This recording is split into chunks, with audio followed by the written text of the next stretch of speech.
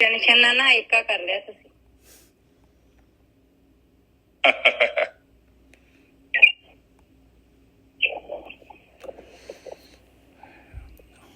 ਅੱਜ ਆਪਾਂ 470 ਅੰਗ ਤੋਂ ਗਿਆਨ ਸ਼ੁਰੂ ਕਰ ਰਹੇ ਹਾਂ ਜੀ।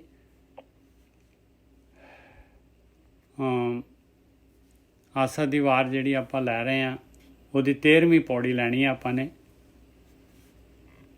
ਅਤੇ ਇਹਦੇ ਵਿੱਚ ਜਿਹੜੀ 12ਵੀਂ ਪੌੜੀ ਸੀਗੀ ਸੈਂਟਰਲ ਆਈਡੀਆ ਜਿਹੜਾ ਆਸਾ ਦੀ ਵਾਰ ਸੀਗਾ ਉਹਦੇ ਵਿੱਚ ਮਹਾਰਾਜ ਨੇ ਦੱਸਿਆ ਸੀ ਭਾਈ ਕਿ ਗਿਆਨ ਜਿਹੜਾ ਹੈਗਾ ਇਕੱਲੇ ਗਿਆਨ ਦੇ ਨਾਲ ਗੱਲ ਨਹੀਂ ਬਣਨੀ। ਇਹ ਕਾਮ ਕ੍ਰੋਧ ਲੋਭ ਮੋਹ ਹੰਕਾਰ ਜਿਹੜੇ ਹੈਗੇ ਆ ਇਹ ਗਿਆਨ ਦੇ ਨਾਲ ਵੱਸ 'ਚ ਨਹੀਂ ਆਉਂਦੇ। ਇਹ ਜਿਹੜਾ ਹੈਗਾ ਜੋ ਗਿਆਨ ਕਹਿ ਰਿਹਾ ਆ ਉਹ ਕਾਰਵਾਈ ਕਰਨ ਦੇ ਨਾਲ ਵੱਸ 'ਚ ਆਉਂਦੇ ਆ। ਗਿਆਨ ਕਹਿ ਰਿਹਾ ਧਿਆਨ ਕਰਨਾ, ਧਿਆਨ ਦੇ ਨਾਲ ਇਹ ਵੱਸ 'ਚ ਆਉਂਦੇ ਆ, ਕਿਉਂਕਿ ਧਿਆਨ ਦੇ ਨਾਲ ਮਨ ਜਿਹੜਾ ਹੈਗਾ ਉਹਦੇ ਵਿਚਾਰ ਜਿਹੜੇ ਹੈਗੇ ਆ ਵਿਚਾਰਾਂ 'ਤੇ ਕੰਟਰੋਲ ਆਉਂਦਾ। ਅਤੇ ਮਨ ਜਿਹੜਾ ਸਕੈਟਰਡ ਹੈਗਾ, ਖਿਲਰਿਆ ਹੋਇਆ ਹੈ, ਜਿਹੜਾ ਖਿੰਡਿਆ ਹੋਇਆ ਹੈ, ਜਿਹੜਾ ਉਹ ਜਿਹੜਾ ਹੈਗਾ ਇੱਕ ਪੁਆਇੰਟ 'ਤੇ ਆਉਂਦਾ ਹੈ ਅਤੇ ਤਾਂ ਮਨ ਦੀ ਪਾਵਰ ਵੱਧਦੀ ਆ ਔਰ ਤਾਂ ਜਿਹੜਾ ਹੈਗਾ ਇਹ ਮਨ 'ਤੇ ਕੰਟਰੋਲ ਆਉਂਦਾ ਹੈ। ਮਨ ਨੂੰ ਮਨ ਨੇ ਮਾਰਨਾ ਹੈ, ਮਨ ਨੂੰ ਮਨ ਨੇ ਹੀ ਕੰਟਰੋਲ ਕਰਨਾ ਹੈ। ਅੱਗੇ ਹੁਣ ਉਸ ਤੋਂ ਅਗਲੀ ਪੌੜੀ ਸ਼ਲੋਕ ਮਹੱਲਾ ਪਹਿਲਾ ਅੰਗ 470 470 ਨਾਨਕ ਮੇਰ ਸਰੀਰ ਕਾ ਇੱਕ ਰਥਵਾਹੋ। ਮਹਾਰਾਜ ਕਹਿੰਦੇ ਆ ਦੁਨੀਆ ਦੇ ਵਿੱਚ ਜਿਹੜੇ ਹੈਗੇ ਆ ਇੰਨੇ ਸਰੀਰ ਹੈਗੇ, 84 ਲੱਖ ਜੂਨਾਂ ਹੈਗੀਆਂ, 84 ਲੱਖ ਸਰੀਰ ਹੈਗੇ ਆ ਔਰ ਉਹਨਾਂ ਤੋਂ ਸਭ ਤੋਂ ਮੇਰ, ਸਭ ਤੋਂ ਸਿਖਰਲਾ ਸਰੀਰ ਇਨਸਾਨ ਨੂੰ ਮਿਲਿਆ ਹੈ। ਨਾਨਕ ਮੇਰ ਸਰੀਰ ਕਾ ਇੱਕ ਰਥ ਵਾਹੋ। ਕਹਿੰਦੇ ਇਹ ਜਿਹੜਾ ਸਰੀਰ ਮਿਲਿਆ ਆ ਇਹ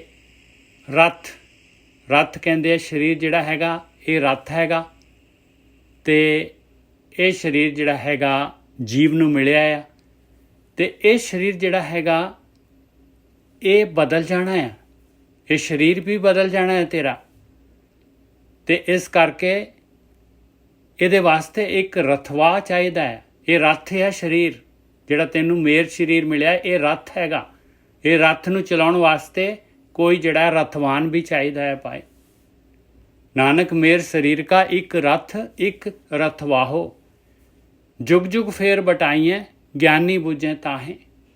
ਔਰ ਸਮੇਂ ਦੇ ਨਾਲ ਜਿਹੜਾ ਹੈਗਾ ਇਹ ਜਿਹੜਾ ਹੈਗਾ ਸਰੀਰ ਜਿਹੜਾ ਹੈਗਾ ਤੇਰਾ ਬਦਲੀ ਜਾਂਦਾ ਹੈ। ਇਹਦਾ ਰਥਵਾ ਜਿਹੜਾ ਹੈਗਾ ਉਹ ਬਦਲੀ ਜਾਂਦਾ ਹੈ। ਮਨ ਜਿਹੜਾ ਹੈਗਾ ਉਹਦਾ ਕਾਰਜਸ਼ੀਲ ਵੱਧ ਜਾਂਦਾ ਹੈ ਅਤੇ ਉਹਦਾ ਨੇਚਰ ਬਦਲ ਜਾਂਦਾ ਹੈ।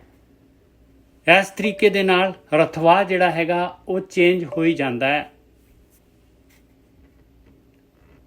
ਹੁਣ 4 ਯੁੱਗ ਹੈਗੇ, ਸਤਯੁਗ, ਤ੍ਰੇਤਾ, ਦੁਆਪਰ, ਕਲਯੁਗ। 4 ਯੁੱਗ ਦੇ ਵਿੱਚ ਜਿਹੜਾ ਹੈਗਾ ਜਿਹੜੀ ਆਪਾਂ ਇਹ ਡਿਵੈਲਪਮੈਂਟ ਹੈਗੀ ਆ ਦੁਨੀਆ ਦੇ ਵਿੱਚ ਉਹ ਜਿਹੜੀ ਹੈਗੀ ਵੱਧਦੀ ਜਾਂਦੀ ਆ। ਸਤਯੁਗ ਤੋਂ ਘੱਟ ਹੁੰਦੀ ਆ ਔਰ ਇਸ ਤੋਂ ਬਾਅਦ ਜਿਹੜਾ ਹੈਗਾ ਤ੍ਰੇਤਾ, ਦੁਆਪਰ, ਕਲਯੁਗ ਦੇ ਵਿੱਚ ਬਹੁਤ ਜ਼ਿਆਦਾ ਜਿਹੜੀ ਹੈਗੀ ਇਹ ਮੈਟਰ ਜਿਹੜਾ ਹੈਗਾ ਧਾਤ ਜਿਹੜੀ ਹੈਗੀ 5 ਤੱਤਾਂ ਦੀ ਰਚਨਾ ਜਿਹੜੀ ਹੈਗੀ ਇਹ ਪੂਰੀ ਚਰਮ ਸੀਮਾ 'ਤੇ ਹੁੰਦੀ ਹੈ। ਔਰ ਜੋ ਦੁਨੀਆ ਦੇ ਪਦਾਰਥ ਜਿਹੜਾ ਇਹਨਾਂ ਨੂੰ ਮਾਨਣ ਦਾ ਜਿਹੜਾ ਹੈਗਾ ਇਹਨਾਂ ਦੀਆਂ ਇੰਨੀਆਂ ਜ਼ਿਆਦਾ ਜਿਹੜੀਆਂ ਹੈਗੀਆਂ ਇਹਨਾਂ ਦੇ ਭੋਗਾਂ ਦੀ ਜਿਹੜੀ ਹੈਗੀ ਆ ਖਿਲਾਰਾ ਜਿਹੜਾ ਇੰਨਾ ਜ਼ਬਰਦਸਤ ਹੁੰਦਾ ਇਨਸਾਨ ਦੇ ਕੋਲ ਕਿ ਪੂਰਾ ਜਿਹੜਾ ਹੈਗਾ ਇਹ ਮਾਇਆ ਦੇ ਵਿੱਚ ਜਿਹੜਾ ਹੈਗਾ ਬਹੁਤ ਪੂਰੀ ਤਰ੍ਹਾਂ ਜਿਹੜਾ ਹੈਗਾ ਮਾਇਆ ਦੇ ਵਿੱਚ ਇਹਦਾ ਝੁਕਾਵ ਬਹੁਤ ਜ਼ਿਆਦਾ ਰਹਿੰਦਾ ਹੈ। ਉਹ ਮਾਇਆ ਦੇ ਵਿੱਚ ਗਲਤਾਨ ਹੋ ਜਾਂਦਾ ਹੈ, ਜਿਹਨੂੰ ਕਹਿ ਦਿੰਦੇ ਆ ਬਈ ਹੁਣ ਜਿਹੜਾ ਹੈਗਾ ਕਲਯੁਗ ਦੇ ਵਿੱਚ ਇੱਕੋ ਹੀ ਪੈਰ ਰਹਿ ਗਿਆ ਧਰਮ ਦਾ। ਨਾਨਕ ਮੇਰ ਸਰੀਰ ਕਾ ਇੱਕ ਰਥਵਾਹੋ ਜੁਗ ਜੁਗ ਫੇਰ ਵਟਾਈਏ ਗਿਆਨੀ ਬੁੱਝੇ ਤਾਹੇ। ਗਿਆਨੀ ਬੁੱਝਦੇ ਆ ਭਾਈ ਇਹ ਰਥ ਜਿਹੜਾ ਹੈਗਾ ਰਥਵਾਹ ਜਿਹੜਾ ਹੈਗਾ ਇਹਨੂੰ ਜਿਹੜਾ ਹੈਗਾ ਉਹ ਆਪਣਾ ਰਥਵਾਹ ਜਿਹੜਾ ਹੈਗਾ ਆਪਣੇ ਮਨ ਨੂੰ ਨਹੀਂ ਬਣਾਉਂਦੇ। ਉਹ ਜਿਹੜੇ ਹੈਗੇ ਗੁਰਮੁਖਾਂ ਦਾ ਗਿਆਨ ਜਿਹੜਾ ਗੁਰੂ ਦਾ ਗਿਆਨ ਹੈਗਾ ਬ੍ਰਹਮ ਗਿਆਨੀਆਂ ਦਾ ਗਿਆਨ ਜਿਹੜਾ ਹੈਗਾ ਉਹਦੇ ਅਨੁਸਾਰ ਜਿਹੜਾ ਹੈਗਾ ਉਹ ਆਪਣੀ ਜੀਵਨ ਦੀ ਜਿਹੜੀ ਹੈ ਰਥ ਜਿਹੜਾ ਹੈਗਾ ਉਹਦੇ ਅਨੁਸਾਰ ਚਲਾਉਂਦੇ ਆ। ਸਤਜੁਗ ਰਥ ਸੰਤੋਖ ਕਾ ਧਰਮ ਅਗੇ ਰਥਵਾਹੋ। ਕਹਿੰਦੇ ਸਤਜੁਗ ਦੇ ਵਿੱਚ ਜਿਹੜਾ ਹੈਗਾ ਧਰਮ ਅੱਗੇ ਧਰਮ ਇਨਸਾਨ ਜਿਹੜਾ ਜੋ ਇਨਸਾਨ ਦਾ ਧਰਮ ਹੈ ਆਪਣੇ ਧਰਮ ਤੇ ਪੱਕੇ ਰਹਿੰਦੇ ਸੀ ਇਨਸਾਨ, ਤੇ ਸੰਤੋਖ ਦੇ ਵਿੱਚ ਰਹਿੰਦੇ ਸੀਗੇ। ਇਹ ਸੰਤੋਖ ਦਾ ਸਰੀਰ ਸੰਤੋਖ ਦਾ ਰਥ ਆ। ਸੰਤੋਖ ਦੇ ਨਾਲ ਜਿਹੜਾ ਹੈਗਾ ਧਰਮ ਦੇ ਉੱਤੇ ਜਿਹੜਾ ਧਰਮ ਦੇ ਰਸਤੇ ਤੇ ਸੁਖੈਨ ਹੀ ਜਿਹੜੇ ਹੈਗੇ ਚੱਲਦੇ ਸੀਗੇ। ਤ੍ਰੇਤਿਆ ਰਥ ਜਤੇ ਕਾ ਜੋਰ ਅਗੇ ਰਥਵਾਓ। ਤ੍ਰੇਤਾ ਆ ਗਿਆ। ਤ੍ਰੇਤੇ ਦੇ ਵਿੱਚ ਕਹਿੰਦੇ ਆ ਕਿ ਰਥ ਜਿਹੜਾ ਹੈਗਾ ਜਤ ਦਾ ਹੋ ਗਿਆ। ਆਪਣੀਆਂ ਸੈਂਸਸ ਤੇ ਕੰਟਰੋਲ ਕਰਨਾ, ਜਤ ਰੱਖਣਾ, ਤੇ ਜਤ ਰੱਖਣ ਵਾਸਤੇ ਜਿਹੜਾ ਹੈਗਾ ਜ਼ੋਰ ਚਾਹੀਦਾ ਹੈ ਭਾਈ। ਜ਼ੋਰ ਦੇ ਨਾਲ ਜਿਹੜਾ ਹੈਗਾ ਆਪਣੀਆਂ ਇੰਦਰੀਆਂ ਤੇ ਕੰਟਰੋਲ ਹੁੰਦਾ ਹੈ। ਤ੍ਰੇਤੇ ਦੇ ਵਿੱਚ ਜ਼ੋਰ ਦੇ ਨਾਲ ਆਪਣੀਆਂ ਇੰਦਰੀਆਂ ਤੇ ਕੰਟਰੋਲ ਕਰਦੇ ਸੀ। ਦੁਆਪਰੇ ਰਥ ਤਪੇ ਕਾ ਸਤ ਅਗੇ ਰਥਵਾਓ। ਦੁਆਪਰ ਜਦ ਹੋਰ ਜ਼ਿਆਦਾ ਜਿਹੜਾ ਹੈਗਾ ਮਾਇਆ ਜ਼ਿਆਦਾ ਖਿਲਰ ਗਈ ਤੇ ਤਪ ਕਰਦੇ ਸੀ, ਰਥ ਤਪ ਦਾ ਬਣ ਗਿਆ। ਤੇ ਸੱਤ ਜਿਹੜਾ ਹੈਗਾ ਸੱਚਾ ਆਚਰਣ ਜਿਹੜਾ ਹੈਗਾ ਉਹ ਰਥਵਾ ਹੋ ਗਿਆ। ਤੇ ਕਲਯੁਗੇ ਰਥ ਅਗਨ ਕਾ ਕੂੜ ਅਗੇ ਰਥਵਾਓ। ਤੇ ਕਲਯੁਗ ਦੇ ਵਿੱਚ ਜਿਹੜਾ ਹੈਗਾ ਕਹਿੰਦੇ ਇੰਨਾ ਜ਼ਿਆਦਾ ਮਾਇਆ ਦਾ ਇੰਨਾ ਜ਼ਿਆਦਾ ਇਹ ਅੱਗ ਦਾ ਖਲਾਰਾ ਪੈ ਗਿਆ, ਇਹ ਕੂੜ ਦਾ, ਕਿ ਇਹ ਝੂਠ, ਇਹ ਕੂੜ ਜਿਹੜਾ ਰਥਵਾ ਹੋ ਗਿਆ ਤੇ ਰਥ ਬਣ ਗਿਆ ਤ੍ਰਿਸ਼ਨਾ ਦਾ, ਅੱਗ ਦਾ। ਬਸ ਇਨਸਾਨ ਨੂੰ 24 ਘੰਟੇ 24/7 ਮਾਇਆ ਤੋਂ, ਪਦਾਰਥਾਂ ਤੋਂ, ਇਹ ਚੋਗੇ ਤੋਂ, ਇਹਨਾਂ ਤੋਂ ਛੁੱਟੀ ਫੁਰਸਤ ਮਿਲਦੀ ਨਹੀਂ ਹੈ। ਇਸ ਤਰੀਕੇ ਦੇ ਨਾਲ ਜਿਹੜਾ ਹੈਗਾ ਮਹਾਰਾਜ ਕਹਿੰਦੇ ਆ ਸਮਾਂ ਇਸ ਤਰੀਕੇ ਦੇ ਨਾਲ ਇਹ ਜੁਗ ਜੁਗ ਫੇਰ ਵਟਾਈਏ ਗਿਆਨੀ ਬੁੱਝੇ ਤਾਹੇ। ਇਹ ਇਸ ਤਰੀਕੇ ਦੇ ਨਾਲ ਜਿਹੜਾ ਹੈਗਾ ਸਮਾਂ ਫਿਰਦਾ ਹੈ। ਹਾਂਜੀ ਗੋਰਖੀ ਸਾਹਿਬ।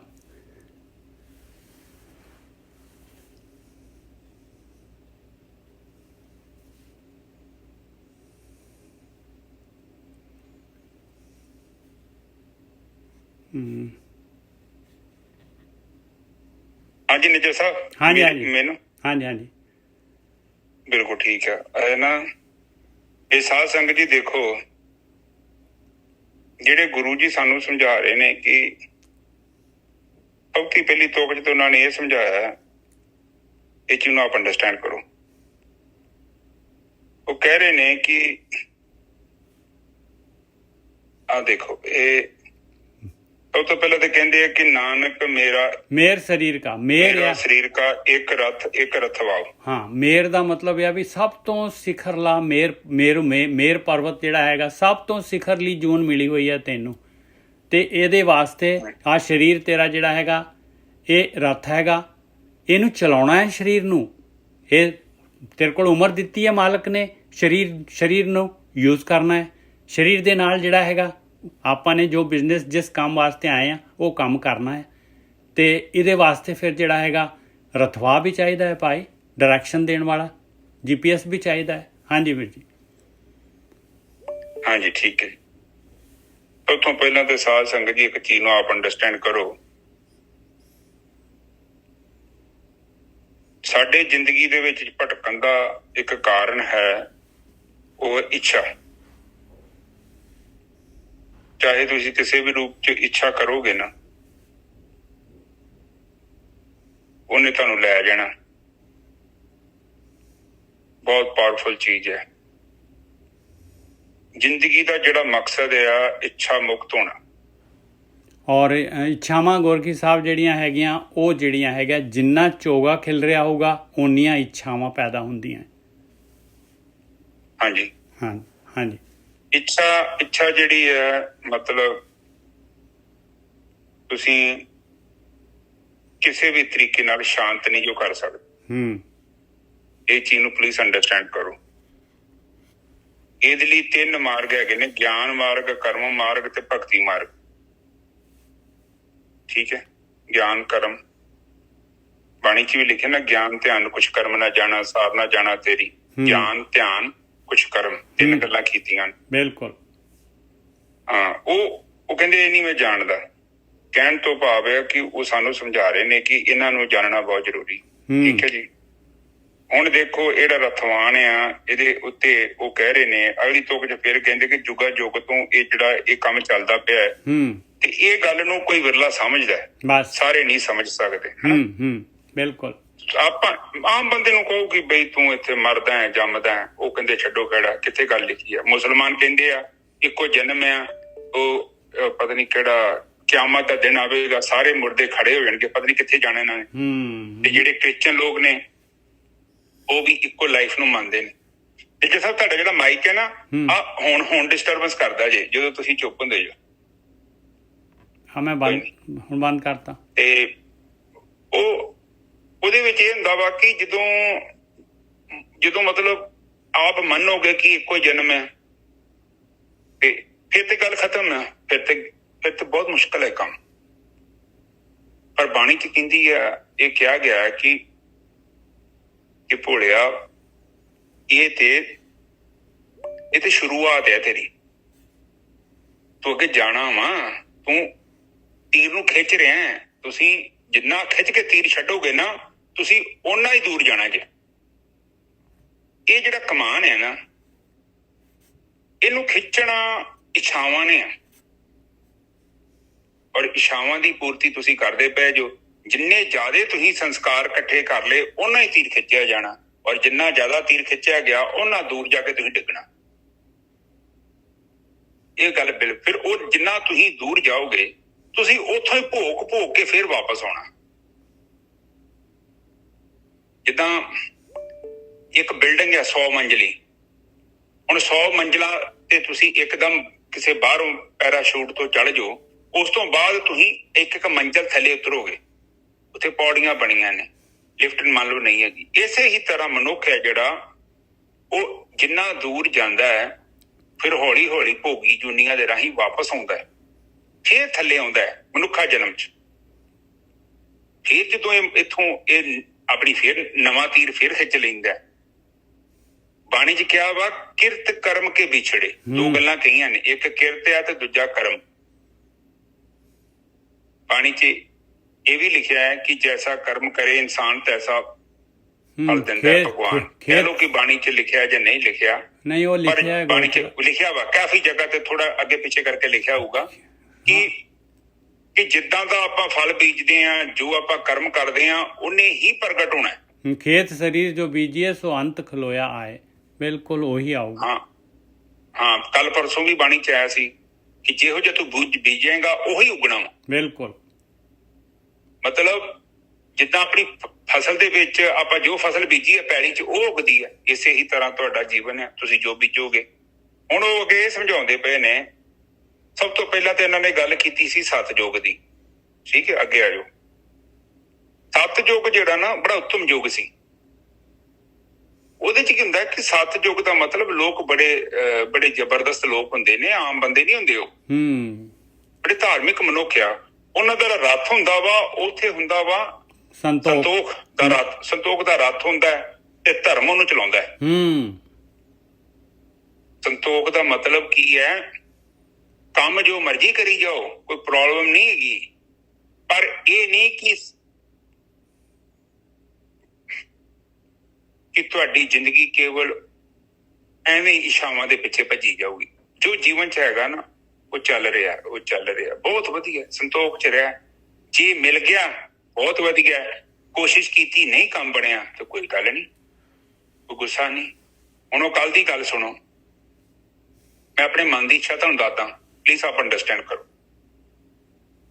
ਮੈਂ ਆਪਣੇ ਰਿਸ਼ਤੇਦਾਰਾਂ ਕੋਲ ਗਿਆ ਵਾਂ, 3 ਦਿਨ ਤੋਂ ਮੈਂ ਉਹਨਾਂ ਨੂੰ ਸਮਝਾ ਰਿਹਾ, 3 ਦਿਨ ਤੋਂ, ਕੱਲ ਚੌਥਾ ਦਿਨ ਵੀ ਗਿਆ ਮੈਂ ਉਹਨਾਂ ਨੂੰ ਸਮਝਾ ਰਿਹਾ, ਦੋਵਾਂ ਨੂੰ ਸਮਝਾ ਰਿਹਾ ਕਿ ਬਈ ਆਪਾਂ ਏਦਾਂ ਕਰੀਏ, ਇਹ 'ਚ ਤੁਹਾਡਾ ਫਾਇਦਾ ਹੈ, ਆਉਣ ਵਾਲੇ ਸਮੇਂ 'ਚ ਤੁਹਾਡਾ ਬੈਨੀਫਿਟ ਹੈਗਾ, ਤੁਸੀਂ ਨਾ ਕਰੋ ਏਦਾਂ। ਉਹਨਾਂ ਨੇ ਮੇਰੀ ਗੱਲ ਨਹੀਂ ਮੰਨੀ, ਮੈਂ ਵਾਪਸ ਆ ਗਿਆ। ਹੁਣ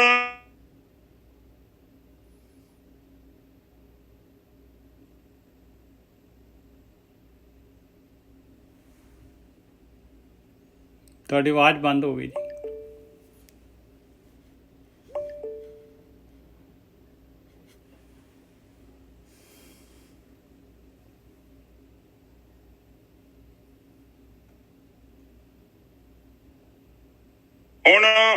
ਮੈਂ ਤੁਹਾਨੂੰ ਤਾਂ ਦੱਸਣਾ ਚਾਹੁੰਦਾ ਕਿ ਇਹ ਗੱਲ ਇੰਪੋਰਟੈਂਟ ਹੈ ਤੁਹਾਡੇ ਲਈ, ਨਹੀਂ ਦੱਸਾਂਗਾ ਤੁਹਾਨੂੰ ਪਤਾ ਨਹੀਂ ਲੱਗੇਗਾ। ਆਪ ਸਮਝਦੇ ਜੋ ਨਾ ਕਿ ਸਧਾਰਨ ਬੰਦਾ 4 ਦਿਨ ਜਾਵੇ ਉੱਥੇ ਤੇ ਉਹ ਪੂਰੀ ਕੋਸ਼ਿਸ਼ ਕਰੇ, ਸਵੇਰ ਤੋਂ ਜਾਵੇ ਸ਼ਾਮ ਤੱਕ ਉੱਥੇ ਰਵੇ, ਰਾਤ ਦੇ 12 ਵਜੇ ਆਵੇ, 1 ਵਜੇ ਆ ਕੇ ਰੋਟੀ ਖਾਵੇ। ਉਸ ਤੋਂ ਬਾਅਦ ਜੇ ਕੋਈ ਅਗਲਾ ਬੰਦਾ ਤੁਹਾਡੀ ਗੱਲ ਨਾ ਮੰਨੇ, ਕਹਿਣਾ ਨਾ ਮੰਨੇ, ਤੇ ਅੰਦਰ ਕਿੰਨਾ ਗੁੱਸਾ ਹੁੰਦਾ ਹੈ। ਠੀਕ ਹੈ, ਪਰ ਉਹ ਚਿੱਤ 'ਚ ਕੁਛ ਵੀ ਨਹੀਂ ਹੋਇਆ, ਉਹਦਾ ਪ੍ਰਭਾਵ ਨਹੀਂ ਪਿਆ ਮੇਰੇ ਤੇ। ਆ ਪਲੀਜ਼ ਅੰਡਰਸਟੈਂਡ ਕਰੋ, ਇਹ ਅਵਸਥਾ ਤੁਹਾਡੇ ਤੇ ਬਣਨੀ ਹੈ, ਇਹਨੂੰ ਦੱਸਣਾ ਪਊਗਾ ਮੈਨੂੰ ਤੁਹਾਨੂੰ, ਹੋਰ ਕੋਈ ਤਰੀਕਾ ਨਹੀਂ ਹੈਗਾ। ਇਹ ਜਦੋਂ ਤੁਸੀਂ ਸੈਂਟਰ 'ਚ ਆ ਗਏ ਨਾ, ਜਦੋਂ ਤੁਸੀਂ ਆਪਣੇ ਮੂਲ 'ਚ ਆ ਗਏ, ਸਵੈ ਵਿੱਚ ਅਸਤ ਹੋ ਗਏ, ਸੰਸਾਰ ਦੀ ਤਰੰਗ ਤੁਹਾਨੂੰ ਪ੍ਰਭਾਵਿਤ ਨਹੀਂ ਕਰ ਸਕਦੀ। ਕੁਛ ਵੀ ਹੋ ਜੇ, ਕੁਛ ਵੀ ਹੋ ਜੇ, ਵੱਡੇ ਤੋਂ ਵੱਡਾ ਨੁਕਸਾਨ ਹੋ ਜੇ, ਅੰਦਰ ਕੰਪਨ ਨਹੀਂ ਜੋ ਪੈਦਾ ਹੋਣੀ। ਉਹ ਮਹਾਤਮਾ ਬੁੱਧ ਦੇ ਮੂੰਹ ਤੇ ਜੇ ਕੋਈ ਥੁੱਕ ਵੀ ਗਿਆ ਨਾ ਕੋਈ, ਉਹ ਗੱਲ ਬਿਲਕੁਲ ਸਹੀ ਹੋ, ਉਹ ਰੀਜ਼ਨੇਬਲ ਗੱਲ ਆ। ਕਹਿਣ ਤੋਂ ਭਾਵ ਆ ਕਿ ਜਿਹੜਾ ਅੰਦਰ ਬੰਦੇ ਦੀ ਇੰਨੀ ਸਹਿਨਸ਼ੀਲਤਾ ਆ ਜਾਂਦੀ ਆ, ਉਹ ਬੰਦਾ ਇੱਕਦਮ ਠੰਡਾ ਹੋ ਜਾਂਦਾ ਹੈ, ਮਨ ਨਿਰਮਲ ਹੋ ਜਾਂਦਾ ਹੈ, ਮਨ ਸ਼ੀਤਲ ਹੋ ਜਾਂਦਾ ਹੈ। ਠੰਡਾ ਸ਼ੀਤਲ ਦਾ ਮਤਲਬ ਉਹਦੇ ਤੇ ਪ੍ਰਭਾਵ ਹੀ ਨਹੀਂ ਪੈਂਦਾ। ਸੰਸਾਰ ਦਾ ਜਿਹੜਾ ਵਿਵਹਾਰ ਆ ਉਹ ਨਹੀਂ ਜੋ ਬਦਲਣਾ, ਕਿਉਂਕਿ ਉਹ ਤੇ ਸੰਸਾਰੀ ਮਨੁੱਖ ਨੇ ਨਾ। ਬਿਲਕੁਲ ਨਿਜਰ ਸਾਹਿਬ, ਬਿਲਕੁਲ ਸਹੀ ਹੈ। ਹੈਲੋ, ਹਾਂਜੀ ਹਾਂਜੀ, ਬਿਲਕੁਲ ਸਹੀ ਹੈ ਜੀ। ਕਿਉਂਕਿ ਸੰਸਾਰੀ ਮਨੁੱਖ ਨੇ ਆਪਣਾ ਥੋੜੀ ਰਵੱਈਆ ਬਦਲ ਲੈਣਾ। ਇਹ ਤੇ ਤੁਸੀਂ ਦੇਖੋਗੇ ਕਿ ਤੁਹਾਡਾ ਰਵੱਈਆ ਬਦਲਿਆ ਕਿ ਨਹੀਂ ਬਦਲਿਆ। ਉਹਦੇ ਲਈ ਇਹ ਬਾਣੀ ਦੀ ਇੱਕ ਤੁੱਖ ਨੂੰ ਪਲੀਜ਼ ਅੰਡਰਸਟੈਂਡ ਕਰੋ, ਇਹਨੂੰ ਫੜ ਕੇ ਰੱਖੋ। ਇਹਨੂੰ ਜਦੋਂ ਫੜੋਗੇ, ਇਹਨੂੰ ਤੁਸੀਂ ਸਮਝੋਗੇ, ਤੁਹਾਨੂੰ ਪਤਾ ਲੱਗੇਗਾ। ਹੁਣ ਨਿੱਜਰ ਸਾਹਿਬ, ਜੇ ਤੁਸੀਂ ਏਦਾਂ ਮਾਈਕ ਤੁਹਾਡਾ ਆਈਡਲ ਰਹਿੰਦਾ ਨਾ, ਉਸ ਤੋਂ ਬਾਅਦ ਉਹ ਕੜਕੜ ਦੀ ਆਵਾਜ਼ ਲੈਂਦਾ ਜੀ, ਓਦਾਂ ਨਹੀਂ ਆਉਂਦੀ। ਜੇ ਤੁਸੀਂ ਬੋਲਦੇ ਜੋ ਉਦੋਂ ਨਹੀਂ। ਦੇਖੋ ਮੈਂ ਮਤਲਬ ਨਹੀਂ ਮੈਂ ਬੰਦ ਕਰ ਰਿਹਾ, ਆਉਂਦੀ ਕਿ ਇਹਦਾ ਕਿਉਂ ਹੁੰਦਾ ਪਿਆ। ਮੈਂ ਬੰਦ ਕਰ ਰਿਹਾ। ਤੇ ਚਲੋ ਕੋਈ ਗੱਲ ਨਹੀਂ। ਹਾਂ, ਕੋਈ ਜੇ ਮਾਈਕ ਮਿਊਟ ਕਰ ਦਿੰਦੇ ਆ, ਚਲੋ ਫਿਰ ਤੇ ਬੰਦ ਹੋ ਜਾਂਦੀ ਹੈ। ਜਿੱਦਾਂ ਮਤਲਬ ਉਹਦੇ ਅੰਦਰ ਹੈ ਕੁਛ, ਕੋਈ ਗੱਲ ਨਹੀਂ। ਹੁਣ ਇਹ ਚੀਜ਼ ਨੂੰ ਸਮਝੋ ਪਲੀਜ਼ ਸਾਧ ਸੰਗਤ ਜੀ। ਸੱਤ ਯੁੱਗ ਆ ਗਿਆ ਜੀ, 3 ਯੁੱਗ ਹੁੰਦੇ ਆ, ਸਤਯੁਗ, ਤ੍ਰੇਤਾ ਤੇ ਦੁਆਪਰ। ਤੇ ਸਤਯੁਗ ਸਭ ਤੋਂ ਉੱਤਮ ਯੁੱਗ ਹੈ। ਇਹਦੇ ਵਿੱਚ ਨਾ ਜੀਵਨ ਦੇ ਵਿੱਚ ਨਾ ਉਚਾਈ ਬੜੀ ਹੁੰਦੀ ਆ। ਬੰਦਾ ਨਾ ਉਦੋਂ ਬਹੁਤ ਭਗਤੀ ਕਰਨੀ ਪੈਂਦੀ ਹੈ। ਮੈਂ ਆਪ ਨੂੰ ਦੱਸਾਂਗਾ, ਸਤਯੁਗ ਦੇ ਵਿੱਚ ਜੇਕਰ ਸਤਯੁਗ ਮੁਕਤ ਯੁੱਗ ਨਹੀਂ ਚਾਹੇਗਾ, ਉੱਥੇ ਭਗਤੀ ਬਹੁਤ ਕਰਨੀ ਪੈਣੀ ਹੈ। ਕਿਉਂਕਿ ਉਹ ਯੁੱਗ ਬਹੁਤ, ਉੱਥੇ ਆਮ ਹੀ ਬੰਦਾ ਤੇ ਬੜੇ ਉੱਚੇ ਲੈਵਲ ਦਾ ਜੀਵਨ ਹੁੰਦਾ ਉਹਦਾ, ਉੱਥੇ ਹੋਰ ਉੱਚਾ ਹੋਣਾ ਕਾਫੀ ਔਖਾ ਹੁੰਦਾ। ਪਰ ਜਿਹੜਾ ਸਤਯੁਗ ਆ, ਕਿਉਂਕਿ ਸਤਯੁਗ ਦੇ ਵਿੱਚ ਸੰਤੋਖ ਹੈਗਾ ਜੀਵਨ 'ਚ, ਬੰਦਿਆਂ ਦੇ ਅੰਦਰ ਨਾ ਉਹ ਬਹੁਤ ਜ਼ਿਆਦਾ ਇੱਛਾਵਾਂ ਨਹੀਂ ਹੁੰਦੀਆਂ, ਬੜੇ ਸੰਤੋਖੀ ਹੁੰਦੇ ਬੰਦੇ। ਸਬਰ ਤੇ ਸੰਤੋਖ ਦੋ ਉਹਨਾਂ ਦੇ ਅੰਦਰ ਹੁੰਦੇ ਆ। ਠੀਕ ਹੈ, ਇੱਕ ਤੇ ਸਬਰ ਕਰ ਲੈਣਾ, ਕੋਈ ਚੀਜ਼ ਨਹੀਂ ਮਿਲੀ ਤੇ ਉਹ ਇੱਕ ਸਬਰ ਕਰ ਲੈਣਾ। ਇੱਕ ਸੰਤੋਖ ਹੁੰਦਾ। ਸੰਤੋਖ ਦਾ ਮਤਲਬ ਕਿ ਬਹੁਤ ਗਹਿਰਾ ਆਨੰਦ, ਉਸ ਬੰਦੇ ਨੂੰ ਪ੍ਰਭਾਵਿਤ ਕਰਨਾ ਬੜਾ ਔਖਾ ਹੁੰਦਾ। ਇਹ ਦੇਖੋ ਜੀ, ਉਹਦੇ ਵਿੱਚ ਜਿਹੜਾ ਰਥਵਾਨ ਆ ਉਹ ਧਰਮ ਹੈ। ਧਰਮ ਦਾ ਮਤਲਬ ਉਹਨਾਂ ਦੇ ਅੰਦਰ ਤਰਾਜੂ ਹੈ। ਉਹ ਧਰਮ ਦੇ ਲੈਵਲ ਤੇ ਦੇਖਦੇ ਨੇ ਕਿ ਇਹ ਜੋ ਮੈਂ ਕੰਮ ਕਰ ਰਿਹਾ ਹਾਂ, ਇਹਦੇ ਨਾਲ ਕੀ ਹੋਵੇਗਾ। ਵੈਸੇ ਜਿਹੜਾ ਬ੍ਰਹਮ ਗਿਆਨੀ ਹੁੰਦਾ, ਉਹਦੇ 'ਚ ਗਲਤੀ ਨਹੀਂ ਹੁੰਦੀ, ਕਿਉਂਕਿ ਉਹ ਗਲਤੀ ਤੋਂ ਅੱਗੇ ਲੰਘ ਜਾਂਦਾ। ਗਲਤੀ ਇੱਥੇ ਹੁੰਦੀ ਹੈ ਜਿੱਥੇ ਆਪਾਂ ਬਾਹਰੀ ਸਮਾਜ ਦੇ ਰਾਹੀਂ ਆਪਣਾ ਜੀਵਨ ਬਤੀਤ ਕਰਦੇ ਆ ਨਾ। ਜਿਹੜਾ ਛੋਟਾ ਬੱਚਾ ਹੁੰਦਾ, ਵੇਖੋ ਉਹਨਾਂ ਨੂੰ ਸਜ਼ਾ ਸੁਜਾ ਨਹੀਂ ਮਿਲਦੀ। ਕੋਈ ਬਹੁਤ ਛੋਟੇ ਬੱਚੇ ਹੁੰਦੇ ਆ, ਜਦੋਂ ਬੱਚੇ ਨੂੰ ਸੈਂਸ ਆਉਂਦੀ ਆ, ਫਿਰ ਉਹਨੂੰ ਸਜ਼ਾ ਦਿੰਦੇ ਨੇ, ਕਿਉਂਕਿ ਉਹਨੂੰ ਲੋਕਾਂ ਨੇ ਸਮਝਾਇਆ ਹੁੰਦਾ, ਔਰ ਕੋ ਗਿਆਨ ਹੁੰਦਾ। ਛੋਟਾ ਬੱਚਾ ਹੁੰਦਾ, ਉਹਨੂੰ ਵਿਚਾਰੇ ਨੂੰ ਕੁਛ ਨਹੀਂ ਪਤਾ ਹੁੰਦਾ, ਕਿਉਂਕਿ ਉਹ ਸੈਂਟਰ 'ਚ ਬੈਠਾ ਹੈ। ਜਦੋਂ ਤੁਸੀਂ ਆਪਣੇ ਸੈਂਟਰ 'ਚ ਚੱਲ ਗਏ ਨਾ, ਫਿਰ ਕੋਈ ਧਰਮ ਦੀ, ਕੋਈ ਸੰਤੋਖ ਦੀ, ਕਿਸੇ ਚੀਜ਼ ਦੀ ਲੋੜ ਨਹੀਂ ਹੈ ਤੁਹਾਨੂੰ। ਤੁਹਾਡਾ ਜੀਵਨ ਆਪਣੇ ਆਪ ਹੀ ਉੱਚਾ ਹੋ ਜਾਣਾ ਵਾ। ਨਿਜਰ ਸਾਹਿਬ, ਇਹ ਗੱਲ ਨੂੰ ਪਲੀਜ਼ ਨੋਟ ਕਰਿਓ। ਮਾਈਕ, ਕੋਈ ਗੱਲ ਨਹੀਂ। ਹਾਂਜੀ ਹਾਂਜੀ, ਮੈਂ ਇਹ ਦੱਸਣਾ ਚਾਹੁੰਦਾ ਕਿ ਜਦੋਂ ਤੁਸੀਂ ਅੰਦਰੋਂ ਆਤਮਿਕ ਲੈਵਲ ਤੇ ਬਹੁਤ ਉੱਪਰ ਚਲੇ ਗਏ, ਤੁਹਾਡੀ ਸੁਰਤੀ ਆਤਮ ਤੱਤ 'ਚ ਲੀਨ ਹੋ ਗਈ, ਤੁਸੀਂ ਮਨ ਤੋਂ ਅੱਗੇ ਲੰਘ ਗਏ, ਇਹ ਸੰਤੋਖ, ਇਹ ਧਰਮ ਇਹ ਬਹੁਤ ਪਿੱਛੇ ਰਹਿ ਜਾਣਾ ਹੈ। ਤਰਾਜੂ ਦੀ ਲੋੜ ਨਹੀਂ ਪੈਣੀ, ਤੁਹਾਡਾ ਜੀਵਨ ਹੀ ਧਰਮ ਹੋ ਜਾਣਾ ਵਾ। ਉਹਦਾ ਧਾਰਮਿਕ ਮਨੁੱਖ ਹੈ, ਉਹ ਕਰ ਰਿਹਾ, ਉਹ ਧਰਮ ਦੇ ਤਰਾਜੂ ਨੂੰ ਲੈ ਕੇ ਘੁੰਮਦਾ ਹੈ। ਪਰ ਇੱਥੇ ਧਰਮ ਦੀ ਲੋੜ ਨਹੀਂ ਆ। ਕਿਉਂ? ਤੁਹਾਡਾ ਜੀਵਨ ਹੀ ਧਰਮ ਬਣ ਜਾਣਾ, ਉੱਥੇ ਬੁਰਾਈ ਹੈ ਹੀ ਨਹੀਂ। ਇੱਕ ਤੇ ਹੁੰਦਾ ਨਾ ਕਿ ਆਪਾਂ ਵਿਚਾਰ ਕਰਕੇ ਕੰਮ ਕਰਦੇ ਆ ਨਾ। ਤੁਸੀਂ ਫਿਰ ਮੇਰੀ ਗੱਲ ਨੂੰ ਸਮਝੋ, ਥੋੜੀ ਬਰੀਕ ਗੱਲ ਹੈ, ਸ਼ਾਇਦ ਤੁਸੀਂ ਪਕੜ ਕਰ ਜਾਓ। ਧਰਮ ਤੁਸੀਂ ਇੱਕ ਤਰ੍ਹਾਂ ਨਿੱਤ ਸਾ ਮਾਈਕ ਮਿਊਟ ਕਰ ਦਿਓ। ਜਿਹੜਾ ਇੱਕ ਤੇ ਮੈਂ ਜੋਖ ਰਿਹਾ ਤੋਲ ਕੇ ਧਰਮ ਦੇ ਤਰਾਜੂ 'ਚ ਜੋਖ ਕੇ ਕੰਟਰੋਲ ਕਰ ਰਿਹਾ, ਉਹ ਇੱਕ ਅਲੱਗ ਚੀਜ਼ ਆ। ਮੈਂ ਕਰ ਰਿਹਾ ਵਾਂ। ਇੱਕ ਹੋਣਾ ਤੇ ਕਰਨਾ ਬੜਾ ਫਰਕ ਆ। ਜਦੋਂ ਤੁਸੀਂ ਆਤਮ ਤੱਤ 'ਚ ਲੀਨ ਹੋ ਗਏ ਨਾ, ਫਿਰ ਤੁਹਾਡੇ ਤੋਂ ਹੋਣਾ ਮੰਗਾਵਾ ਆਪਣੇ ਆਪ। ਕਹਿਣ ਤੋਂ ਭਾਵ ਇੱਕ ਤੇ ਜੂਸ ਕੱਢਣ ਵਾਲਾ ਹਿਸਾਬ ਆ, ਤੁਸੀਂ ਫਲਾਂ ਦਾ ਜੂਸ ਕੱਢ ਰਹੇ ਜੋ। ਦੂਸਰਾ, ਗਾਂ ਦੇ ਥਣਾ ਦੇ ਵਿੱਚ ਆਪਣੇ ਆਪ ਦੁੱਧ ਆ ਰਿਹਾ ਹੈ। ਉਹਦੇ ਅੰਦਰ ਦੇਖੋ ਕੋਈ ਚੀਜ਼ ਆ, ਉਹ ਗਾਂ ਦੇ ਅੰਦਰ ਲੱਗੀ ਆ, ਉਹ ਆਟੋਮੈਟਿਕਲੀ ਹੀ ਉਸ ਆਹਾਰ ਨੂੰ ਉਹ ਦੁੱਧ ਦੇ ਵਿੱਚ ਕਨਵਰਟ ਕਰ ਰਹੀ ਹੈ। ਇਸੇ ਹੀ ਤਰ੍ਹਾਂ ਜਦੋਂ ਤੁਹਾਡੀ ਸੁਰਤੀ ਮਨ ਤੋਂ ਅੱਗੇ ਲੰਘ ਗਈ, ਆਤਮਾ 'ਚ ਲੀਨ ਹੋ ਗਈ, ਇਹ ਬ੍ਰਹਮ ਗਿਆਨੀ ਦੀ ਅਵਸਥਾ ਮੈਂ ਐਕਸਪਲੇਨ ਕਰ ਰਿਹਾ, ਹੋਪਫੁਲੀ ਤੁਸੀਂ ਅੰਡਰਸਟੈਂਡ ਕਰੋਗੇ। ਉੱਥੇ ਜਦੋਂ ਤੁਸੀਂ ਪਹੁੰਚ ਗਏ, ਤੁਹਾਡੇ ਜੀਵਨ ਦੇ ਵਿੱਚ ਨਾ ਕਾਮ, ਕ੍ਰੋਧ, ਲੋਭ, ਮੋਹ, ਹੰਕਾਰ ਤੇ ਰਾਗ ਤੇ ਦਵੈਸ਼ ਨਹੀਂ ਰਹਿਣਗੇ, ਨਿਲ ਹੋ ਜਾਣੇ। ਹੁਣੇ ਤੇ ਤੁਸੀਂ ਦੇਖੋ ਸੰਤੋਖ ਤੁਸੀਂ ਕੰਟਰੋਲ ਕੀਤਾ ਨਾ, ਅੱਗੇ ਜਾ ਕੇ ਵੇਖੋਗੇ। ਅਗਲੀ ਤੋਂ ਬੋਲੋ ਨਜਰ ਸਾਹਿਬ ਪਲੀਜ਼। ਤ੍ਰੇਤੇ ਰਥ ਜਤੇ ਕਾ ਜੋਰ ਅਗੇ ਰਥਵਾਓ। ਤ੍ਰੇਤੇ ਦੇ ਵਿੱਚ ਜਿਹੜਾ ਹੈਗਾ ਜੱਤ ਜਿਹੜਾ ਹੈਗਾ ਰਥ ਜੱਤ ਦਾ ਬਣ ਜਾਂਦਾ ਹੈ, ਕਿਉਂਕਿ ਜਿਹੜੇ ਹੈਗੇ ਜ਼ਿਆਦਾ ਜਿਹੜਾ ਹੈਗਾ ਤ੍ਰੇਤੇ ਦੇ ਵਿੱਚ ਜ਼ੋਰ ਦੇ ਨਾਲ ਜਿਹੜਾ ਹੈਗਾ ਆਪਣੀਆਂ ਇੰਦਰੀਆਂ ਨੂੰ ਕੰਟਰੋਲ ਕਰਦੇ ਆ। ਇਸ ਕਰਕੇ ਜਿਹੜਾ ਹੈਗਾ ਜੱਤ ਰੱਖਦੇ ਆ। ਜੱਤ ਰੱਖਣਾ ਜਿਹੜਾ ਹੈਗਾ ਉਹਨਾਂ ਨੇ ਇਹ ਜ਼ੋਰ ਦੇ ਨਾਲ ਜਿਹੜਾ ਹੈਗਾ ਜੱਤ ਰੱਖਣ ਦੀ ਕੋਸ਼ਿਸ਼ ਕਰਦੇ ਆ ਤ੍ਰੇਤੇ ਦੇ ਵਿੱਚ। ਹਾਂਜੀ ਵੀਰ ਜੀ। ਹੁਣ ਵੇਖੋ, ਉੱਤੇ ਸੰਤੋਖ ਤੇ ਧਰਮ ਸੀ। ਸੰਤੋਖ ਦਾ ਰੱਥ ਸੀ ਤੇ ਧਰਮ ਦਾ ਉਹ ਚਾਲਕ ਸੀ, ਰੱਥ ਨੂੰ ਚਲਾਉਣ ਵਾਲਾ ਸੀ। ਹੁਣ ਤ੍ਰੇਤੇ 'ਚ ਜਦੋਂ ਆ ਗਈ ਗੱਲ, ਉੱਥੇ ਥੋੜੀ ਹੋਰ ਪਾਵਰ ਵੱਧ ਗਈ। ਉੱਥੇ ਰੱਥ ਤੇ ਹੈਗਾ ਹੈ, ਪਰ ਉੱਥੇ ਜੱਤ ਦਾ ਰੱਥ ਹੈ। ਜੱਤ ਦਾ ਮਤਲਬ ਜਤੀ ਮਨੁੱਖ ਨਹੀਂ ਹੁੰਦੇ, ਅੜੇ ਲੰਗਾਟ ਬੰਨ੍ਹਦੇ। ਤੇ ਉੱਥੇ ਜ਼ੋਰ ਦੇ ਨਾਲ ਆਪਣੇ ਅੰਦਰ ਜਿਹੜੀ ਉੱਠ ਰਹੀ ਭਾਵਨਾ ਹੈ ਨਾ, ਉਹਨੂੰ ਸੰਤੁਲਨ ਕਰਦੇ ਆ, ਕੰਟਰੋਲ ਕਰਦੇ ਆ। ਜਿੱਦਾਂ ਪਾਣੀ ਹੈਗਾ ਹੈ, ਟੂਟੀ ਲਾਤੀ, ਕੰਟਰੋਲ ਕੀਤਾ ਉਹਨੂੰ। ਮਤਲਬ ਇਹ ਵੀ ਇੱਕ ਅਵਸਥਾ ਹੈ, ਉਹ ਮਾੜੀ ਚੀਜ਼ ਨਹੀਂ ਆ। ਮਤਲਬ ਕੋਈ ਮਨ 'ਚ ਚੀਜ਼ ਆ ਗਈ ਆ, ਪ੍ਰਗਟ ਹੋ ਗਈ ਹੈ, ਸਾਹਮਣੇ ਚੀਜ਼ ਆ ਗਈ ਹੈ, ਮਨ 'ਚ ਤਰੰਗ ਉੱਠੀ ਹੈ, ਇਹ ਕੰਮ ਕਰਨਾ ਹੈ। ਪਰ ਕੀ ਕੀਤਾ ਜਤੀ ਮਨੁੱਖੀ ਕਰਦਾ ਹੈ, ਉਹ ਆਪਣੇ ਜਿੱਦਾਂ ਵਾਲਾਂ ਨੂੰ ਆਪਾਂ ਬੰਨ ਕੇ ਜੂੜਾ ਬੰਨ ਲੈਂਦੇ ਆ ਨਾ, ਜਿੱਦਾਂ ਨਦੀਆਂ ਦੇ ਪੁੱਲ ਬਣ ਲਈਦੇ ਆ, ਦਰਿਆਵਾਂ ਦੇ ਪੁੱਲ ਬਣ ਲਈਦੇ ਆ, ਉਸੇ ਹੀ ਤਰ੍ਹਾਂ ਜ਼ੋਰ ਲਗਾ ਕੇ ਫੋਰਸ ਦੇ ਨਾਲ ਉੱਠੀ ਭਾਵਨਾ ਨੂੰ ਕੰਟਰੋਲ ਕਰ ਲੈਂਦਾ ਹੈ। ਠੀਕ ਹੈ ਨਜਰ ਸਾਹਿਬ? ਹਾਂਜੀ ਬਿਲਕੁਲ ਸਹੀ ਹੈ ਜੀ। ਅੱਗੇ ਚੱਲੀਏ। ਹਾਂਜੀ, ਆਪ ਕੁਝ ਕਹਿਣਾ ਚਾਹੁੰਦੇ? ਨਹੀਂ, ਇੱਕ ਰਣਜੀਤ ਜੀ ਤੁਸੀਂ ਨਾ ਆਪਣਾ ਕੈਮਰਾ ਬੰਦ ਕਰ ਦਿਓ ਪਲੀਜ਼। ਤੁਹਾਡਾ ਕੈਮਰਾ ਫਿਰ ਖੁੱਲ੍ਹਾ ਹੈ। ਇਸ ਤੋਂ ਅੱਗੇ ਦੁਆਪਰ ਦੀ ਗੱਲ ਕਰ ਰਹੇ ਆ। ਦੁਆਪਰ ਰਥ ਤਪੈ ਕਾ ਸਤ ਅਗੇ ਰਥਵਾਓ। ਦੁਆਪਰ ਦੇ ਵਿੱਚ ਜਿਹੜਾ ਹੈਗਾ ਰਥ ਜਿਹੜਾ ਤਪ ਦਾ ਬਣ ਜਾਂਦਾ ਹੈ ਭਾਈ, ਔਰ ਸਤ ਜਿਹੜਾ ਹੈਗਾ ਸੱਚਾ ਆਚਰਣ ਜਿਹੜਾ ਹੈਗਾ ਉਹ ਰਥਵਾ ਬਣ ਜਾਂਦਾ ਹੈ। ਲੋਕੀ ਦਾਨ ਕਰਦੇ ਆ ਤੇ ਇਸ ਤਰੀਕੇ ਦੇ ਨਾਲ ਜਿਹੜਾ ਹੈਗਾ ਉਹ ਜਿਹੜੀ ਤਪ ਕਰਨਾ ਪੈਂਦਾ ਹੈ, ਮਤਲਬ ਜਿਹੜਾ ਹੈਗਾ ਆਪਣੇ ਆਪ ਨੂੰ ਕਸ਼ਟ ਦੇਣਾ ਪੈਂਦਾ ਹੈ, ਤਾਂ ਜਾ ਕੇ ਜਿਹੜਾ ਹੈਗਾ ਇਹ ਤਪ ਦਾ ਰਥਵਾ ਬਣਦਾ ਹੈ। ਹਾਂਜੀ, ਤਪ ਦਾ ਰਥ ਬਣਦਾ ਹੈ। ਹਾਂਜੀ ਵੀਰ। ਹਾਂਜੀ ਠੀਕ ਹੈ ਜੀ। ਹੁਣ ਇਹ ਜਿੱਦਾਂ ਜਿਹੜੇ ਸ਼੍ਰੀ ਰਾਮ ਜੀ ਹੋਏ ਨੇ, ਉਹ ਮਰਿਆਦਾ ਉਹਨਾਂ ਨੇ ਰੱਖੀ, ਮਤਲਬ ਉਹਨਾਂ ਦੇ ਹਿਸਾਬ ਨਾਲ ਮਰਿਆਦਾ ਦੇ ਅਨੁਸਾਰ ਜੀਵਨ ਬਤੀਤ ਕੀਤਾ ਹੈ।